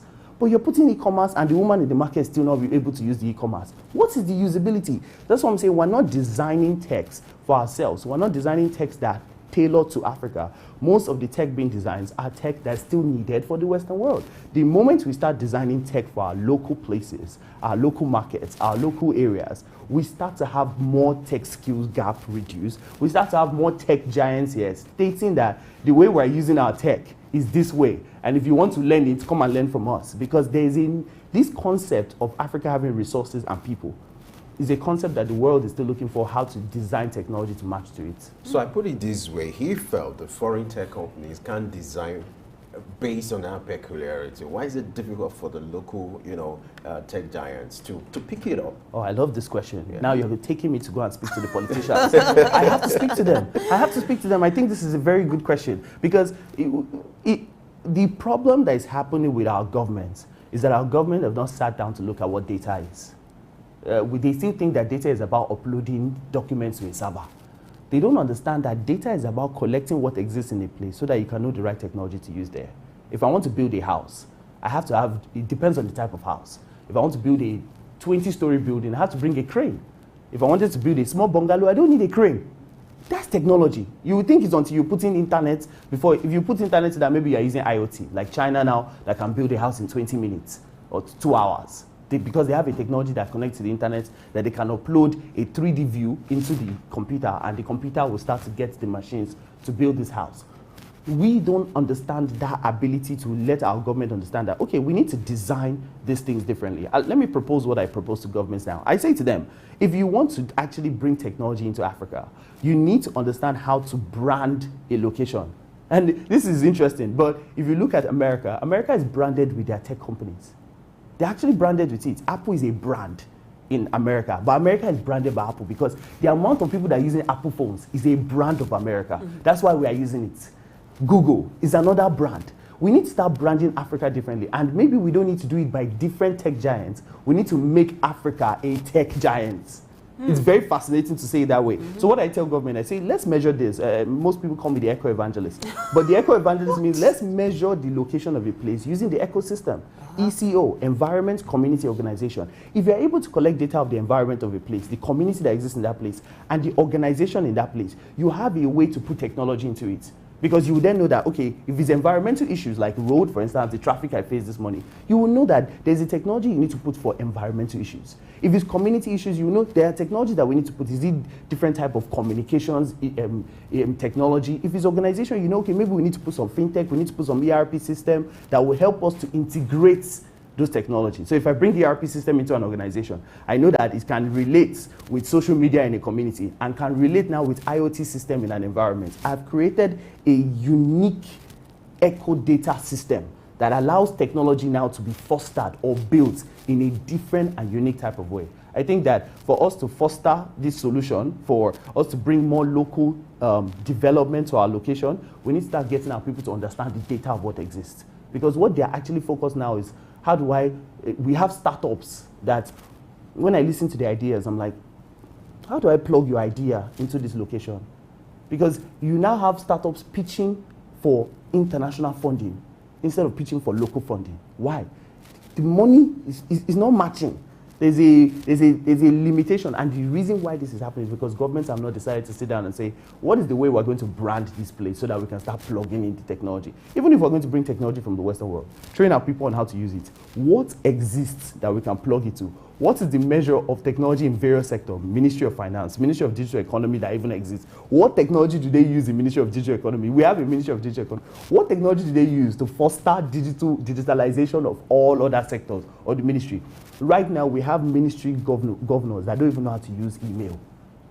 I'm not even kidding. They don't know how to send emails. They still have to speak it to somebody to do it. That is a limitation.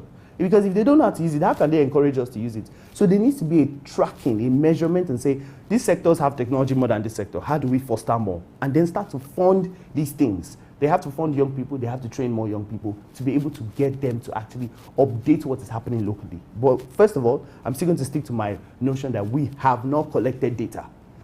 We don't know what exists. We're still looking to people like what are their names now? The Ministry of Statistics for our data. They're not going to help us. They're giving us a methodology from ILO now to measure unemployment. They're not going to help us. We need to have different data sets that collect data differently to match up to technology. So what I hear you say is, what is peculiar to Ikorodu, it's not peculiar to Lekki. Fantastic. That's right. The technology I'm using in Lekki, somebody in Ikorodu does not even know about it. Yes. In my house right now, we use fingerprint to enter into my gate. Ikorodu, they don't know about that. They don't even know how to conceptualize it. My house now, we use solar energy. Some people don't know about solar energy technology. So there are so many limitations that we have, and I think that we need to look into it as quick as possible. I would like you to talk to us. What kind of policy are you expecting the federal government to put in place to either manage or, find a lasting solution to the dominance, I don't want to use the word monopoly, but the dominance of the big tech in this market? So I think that the government have already started some interesting ones that I'm very excited about. I want to bring 3 that they've brought together, they've put already now, and how it should be integrated. It should not be left as just individual ministries. And that's what I'm saying now. The ministries seem to be competing instead of collaborating. Let me mention these 3. We have the Startup Act. Brilliant. I think it's awesome. I worked on it as well while I was in the School of Politics, Policy and Governance. We have the Blockchain Act. That's another one. And then we have open banking. Now, these 3 that we have actually done match up to what I say that the government needs to start branding locations as eco. We need to remove this ethnic thing that exists, because if we continue it, technology will not foster. So it's not about bringing in a new policy or a new act, but actually looking at how you can merge these 3 into, because these 3 are the first tech policies I've seen in Nigeria, apart from the petroleum bill now that has a bit of tech inside of it. The 3 that I've mentioned now, the startup bill, the blockchain, and the open banking, brings a new concept. Now, when I talk about the echo and I speak to governments about this, I say to them, you're a state government. You run maybe Abia State, for instance. As you run that state, if you actually collect the echo data of that place, you will connect these 3 policies I said to 3 of them. Why am I saying it? If you take, for instance, open banking works for organizations to be able to work with themselves more effectively. Mm-hmm. Because if you put open banking into organizations, they have to declare many things. They have to talk about how they do their transactions. They have to create APIs that connect these organizations to this organization, because many organizations are connected. For instance, on Bolt app now, the Bolt app, my Cover Genius insurance is inside. So they've created an API. So as a Bolt driver, I can click to get insurance on my phone. That's an integration. But it's done through open banking. Now, let's go to blockchain. Communities can function on blockchain. Because why? Whatever transaction the community is doing, if you make local government, because I know they're fighting for it now, to have local government autonomy. If you put local government autonomy on blockchain, it's very interesting for the federal government to come back later and say, what happened here? I want to see what happened. Give me your blockchain and I can figure out what has happened, what transaction happened. Is it that they fixed the gutter? Is it that they fixed the road? Did they put a new gate? Did they paint the wall? You know, making places be. You can use blockchain to do that. Then if you go down even to the organizations, we now have the things, no, we're talking organizations, I will talk to community. When we go down to the environment, we now have things like the Startup Act. Why am I saying this? We think that the Startup Act that we have now, many startups don't know what they should develop for Africa. The problem is why we have not localized the Startup Act. We're actually having young people do startup that will match them to collecting $1 million from VCs and PE abroad. So their pitch decks are always focused on, I want to collect money abroad. Not knowing that I can state now that my road is bad. My business is just to make sure that we get cheaper roads. And what will I be competing with? Julius Berger. Because now we now have roads that can be made with plastic. You can actually go and take plastic and make roads. The innovation exists and it's cheaper than Julius Berger. If a company decided to have a startup idea like that, how would they be funded? They have to be funded now, put in that blockchain system for a particular community and done through open banking for particular organizations to come together and fund that person. So we have to have a different system. The policy is not about igniting a new policy, but stating that these 3 policies are around technology. We are going to make sure that every state uses this to design how we're going to be collecting data from there, but also measure the input of that policy in that location. We need to have a tracker of these things in different locations. So as we wrap this up, how do you ensure that there's equality? How do you ensure that you carry everybody along, especially those in the rural areas? You know, I'm still going to end with this again, the echo. I'm going to end with the echo. The reason why I say this, and I say it everywhere about the echo. Yeah. If we're tracking the echo of every location, the echo of Abuja is different to the echo of Lagos. Why am I saying it? Abuja has a different environment, a different community, a different organization. But inside of there, those 3 things have inventions. They have solutions that they could do for themselves that I will never hear in Lagos. To reduce inequality, to bring about financial inclusion, to bring about inclusion that everybody understands what's going on, you have to brand them with this thing. We have to let people know that what is happening, even me as a personal person right now, I track my life with my echo. The environment I live in Lekki, and because of the environment, the community I engage with, a rich community, which allows me or foster me to be able to have better jobs in better organization. That echo is different from another person that lives in Ikorodu, because their own echo is different. But how do I now measure their own echo to my echo, so that I can reduce their own inequality with my fact that I'm higher, should I put it that way? Well, or even education. I might be more educated because I live in the echo of the UK. How do I transfer my education from community education there to community in Ikorodu? We have to create a metrics. First of all, for even us to be able to filter ourselves as a person so that you are contributing correctly. But secondly, on the next level of being able to help leaders to interact. And then finally, for the government to be able to say, this is how we're tracking what's happening between areas and locations. I wish we could go on and on and on and on like that. But don't worry, you always have another time to talk absolutely, to us. Absolutely. Sam Orstein, a digital economist. Thank you so much for sharing your thoughts with us. Thank you. All right, we'll go on a short break now, and we will return with another guest and another discussion. Like I said, it's getting bigger. Stay with us.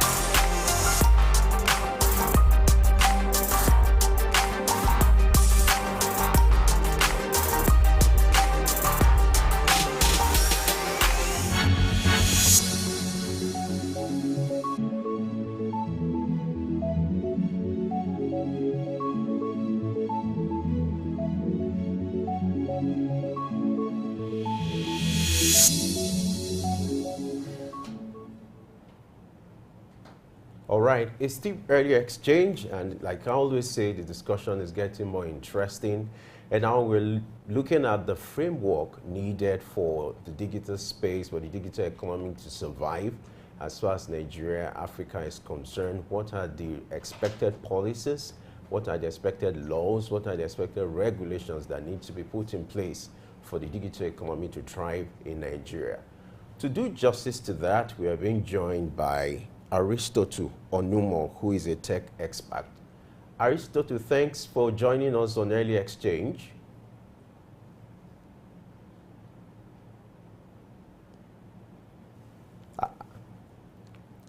I like your name. It sounds like you're a guru, you're a professor, a tech guru. And so glad to have you join us this morning.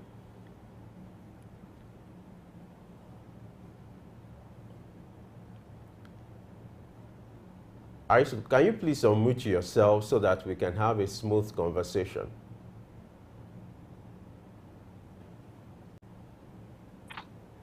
Okay. Why we're waiting? Can you hear me now? See, it's also expected for Nigeria to have the right framework, talking about the digital economy, because you must understand that you can't play in isolation. It's a global world. In this part of this world, somehow there's tendency to say, okay, it's our space, let's do it the way we want to do it. But we're looking at the digital space, which is like a global thing and a global initiative. Okay, allow the guests here with us. Okay, thanks for having you on Early Exchange. Yeah, thank you so much, the presenter. Thank you so much for having me. Okay. And will I say good morning to all the viewers, whatever you may be joining from, maybe your location or your time zone. I want to say a very big good morning to every one of us. All right, to set the ball rolling, I would like you to talk about the policy and the legal framework when it comes to digital economy in Nigeria. You've been in the Nigerian space for years and you've been a global player as well. I would like you to do an assessment of the framework. Do we have the right framework in Nigeria, the right policy to support our digital economic and digital initiatives as far as Nigeria and extension Africa is concerned? Yeah, coming from your question, whether we have the right framework or the right kind of laws or the right policies, well, digital economy itself is evolving. You may also want to see it from the perspective that it is a convergence of all sets of digital innovation. And because it is an innovation, it's something that is continuous. What served a purpose yesteryears couldn't have served the purpose as it's today. So because it's evolving, we are also evolving with the with the dynamics of the industry. And that's why, as an agency, as a government, we are concentrating on what we refer to as a developmental regulation. Now, in the sense that our regulations, our policies are out geared towards market creating. They are geared towards innovation, which, as you know, it is not static. And we also see innovation from the perspective that it is a kind of an idea that moves from its conception until the time it has impact in the society. And looking at it from that perspective, our digital space is evolving, our policy is dynamic, and our framework is also evolving. And what I can say generally is that Nigeria is in the right direction. You may want to also recognize that just 2019, the ministry that used to be Ministry of Communication was redesignated to Ministry of Communication and Digital Economy. That sets a policy direction on the path that Nigeria is going towards taking advantage of what digital economy provides, which, I mean, as research has shown so far, that in Africa as a whole, by 2030, digital economy could also worth close about $300 billion. But if in the policy, in the laws and in the framework, Nigeria is in the right direction. Talking about policy, in 2019, the federal government, through the Ministry of Communications and Digital Economy, unveiled what they call the National Strategy for for digital economy. I would like you to talk to us about your observation about the strategy. Are they being implemented? What state are they? And do you see it turning out to reality or making or improving the digital economy and making Nigeria one of the biggest players in the world? I will answer that question in affirmative, yes. Nigeria, that particular policy is a progressive policy, it's a dynamic policy, and it has been implemented and is yielding a very clear result within the policy. In the last 4 years, you could see that the digital space of Nigeria itself has been expanded and it has been very active. Only if you look at the space, if you think about the number of unicorns that Nigeria has actually produced, out of the 7 unicorns in Africa, Nigeria has already has 5 of them. That tells you that the space itself has been broadened. The kind of the burgeoning ecosystem and the dynamic tech ecosystem itself is thriving in Nigeria is also an indication that the policy is yielding a kind of a positive result. Also, the level of awareness of the use of digital technology and also the consumption pattern itself is an attestation to show that Nigeria itself is taking advantage of what the policy itself provides. Not only that, you also realize that that same policy has also given birth to a lot of other dynamic policies and frameworks. As you can remember, the Nigerian Startup Act came into existence as part of the implementation of the content and the concept of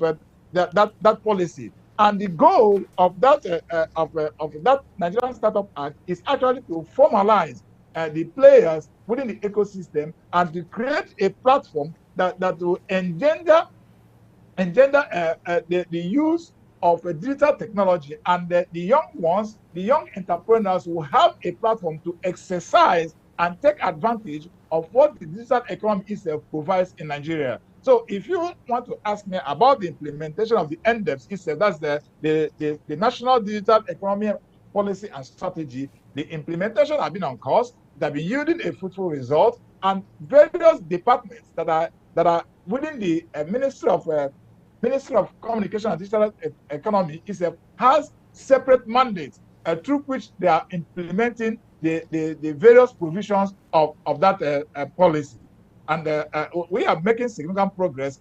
Like, for instance, I am from one of the parastatals which we are given the mandate of creating a platform that actually help the young ones to understand, to use, and to have clarity on what digital technologies is, especially in the area of digital literacy.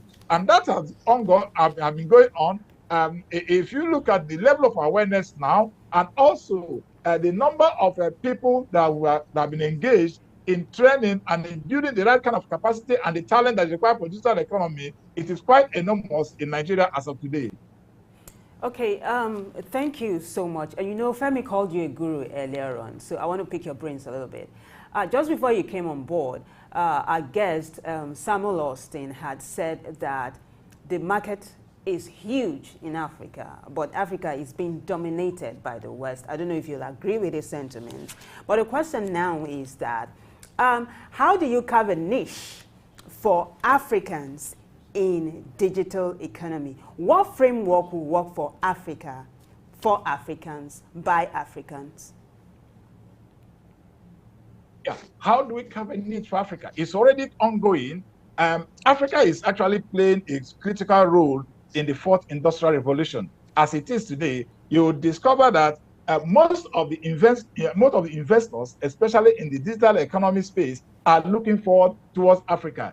You also understand that since digital economy is synonymous also somehow with innovation, most of the Western countries are already saturated when it comes to the application and the use of digital technology. And that's why the focus today is in Africa. not only that, you see, Africa is also creating a platform. I'm sure you must have heard about the AFITA, the trade, I mean, the African trade zone that have been created that will enable, Africans to take advantage of their own market. And that's why most of the developers, most of the innovators who are focused in Africa are creating African solutions. Again, Nigeria as a whole is supporting its own startup also to grow and take advantage of solving the problems that are within Africa for African solutions and providing African solutions that has a global relevance. So in that area, you discover that now I give you an instance. Our policy has one of the pillars that has to do with indigenous content development. Now, what that says that we want to see how Africans, Nigerians could, come up with solutions to their own problems that are also have a global relevance. Now, we also create platforms where all these Africans or Nigerians also congregate to share ideas. I give you an instance. For instance, every October 24th, 25th, and 26th every year, we have what we call Digital Nigeria International Conference. Now, that conference brings together all players across board within and outside Africa to share experiences and to pitch and to also bring out their solutions that have global relevance so that those who are outside Africa could see what Nigeria is doing, and also those who want to invest in Africa will also see opportunity to invest in these young minds that are presenting their solutions within the context of such a very big conference. So also we have many other tech conferences across Nigeria, bringing in stakeholders from every across the globe to share their own experiences. So look at what Africa is doing and also see how their solutions could have a global relevance. All right, we're due for a break now, and when we return, we'll have more discussion in the light of framework and policy for digital economy. Aristotle is still with us. So the discussion continues after this short break. Stay with us.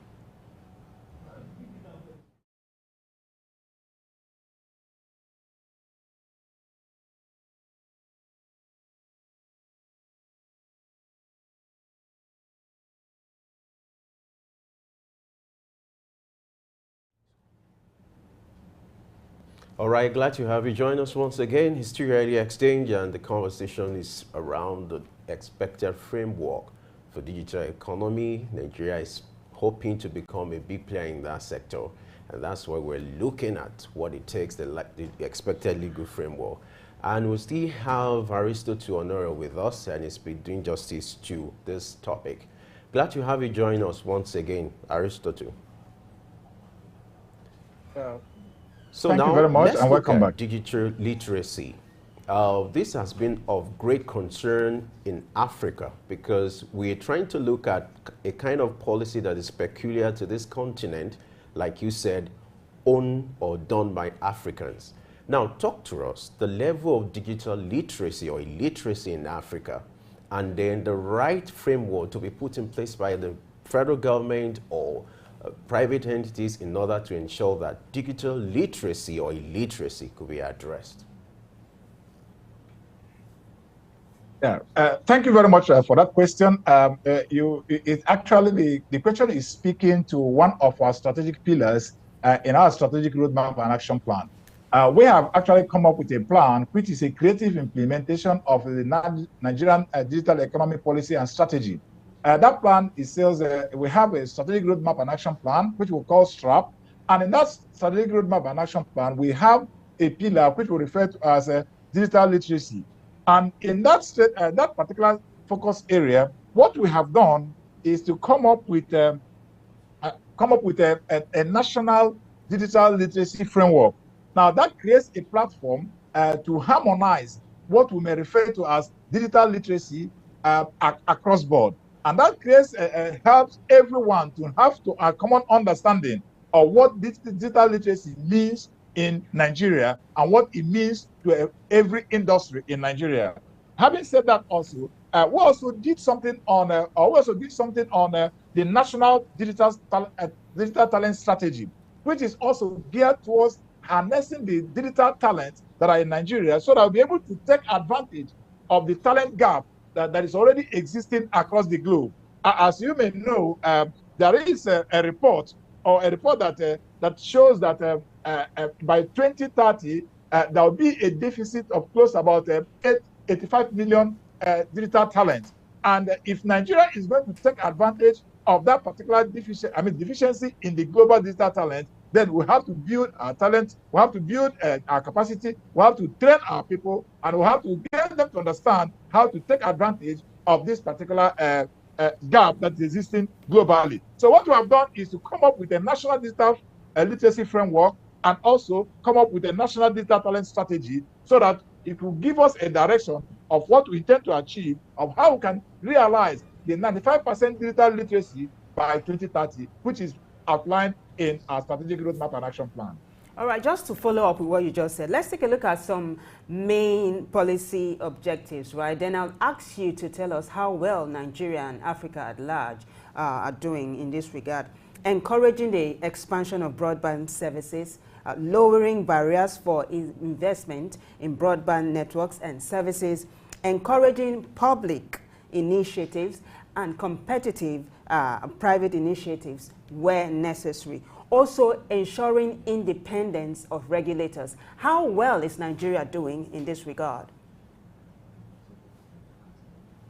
Yeah, thank you so much for that question. A tricky one indeed, but the question is how well Nigeria is doing. I could say it in a very clear terms that Nigeria is in the right direction. Remember, we came up with a national broadband policy plan, which intend to help to mainstream the broadband usage and broadband penetration, not only within the urban city, but also in the rural area. In that area, Nigeria has been making significant progress. Now, coming to the area of independence of regulators, I want to tell you that the approach that we have adopted in Nigeria is what we refer to as co-creation. Now, we co-create regulations. We don't do an armchair regulation, or we don't develop regulation and impose it on the users.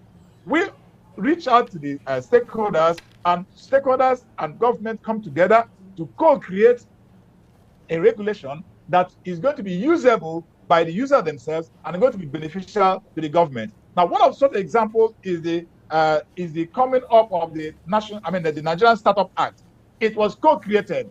The stakeholders played a very key role in coming up with those regulations, which actually is at its implementation stage now. And one another piece of regulation that have also catalyzed an industry, which as it is today, we already have what we refer to as the Nigerian Data Protection Commission. That also emanated out of one of the developmental regulations that we have also developed, which was the Nigerian Data Protection Regulation. It was Nigerian Data Protection Regulation initially, but today it has translated into a new industry, creating jobs and also helping to build a new market on its own, which and giving right to a new independent agency called Nigerian Data Protection Commission. That's already functional now. So if you look at that, that tells you that the regulation that we are turning out, it is not a government-dependent regulation, but it's a regulation that is co-created with the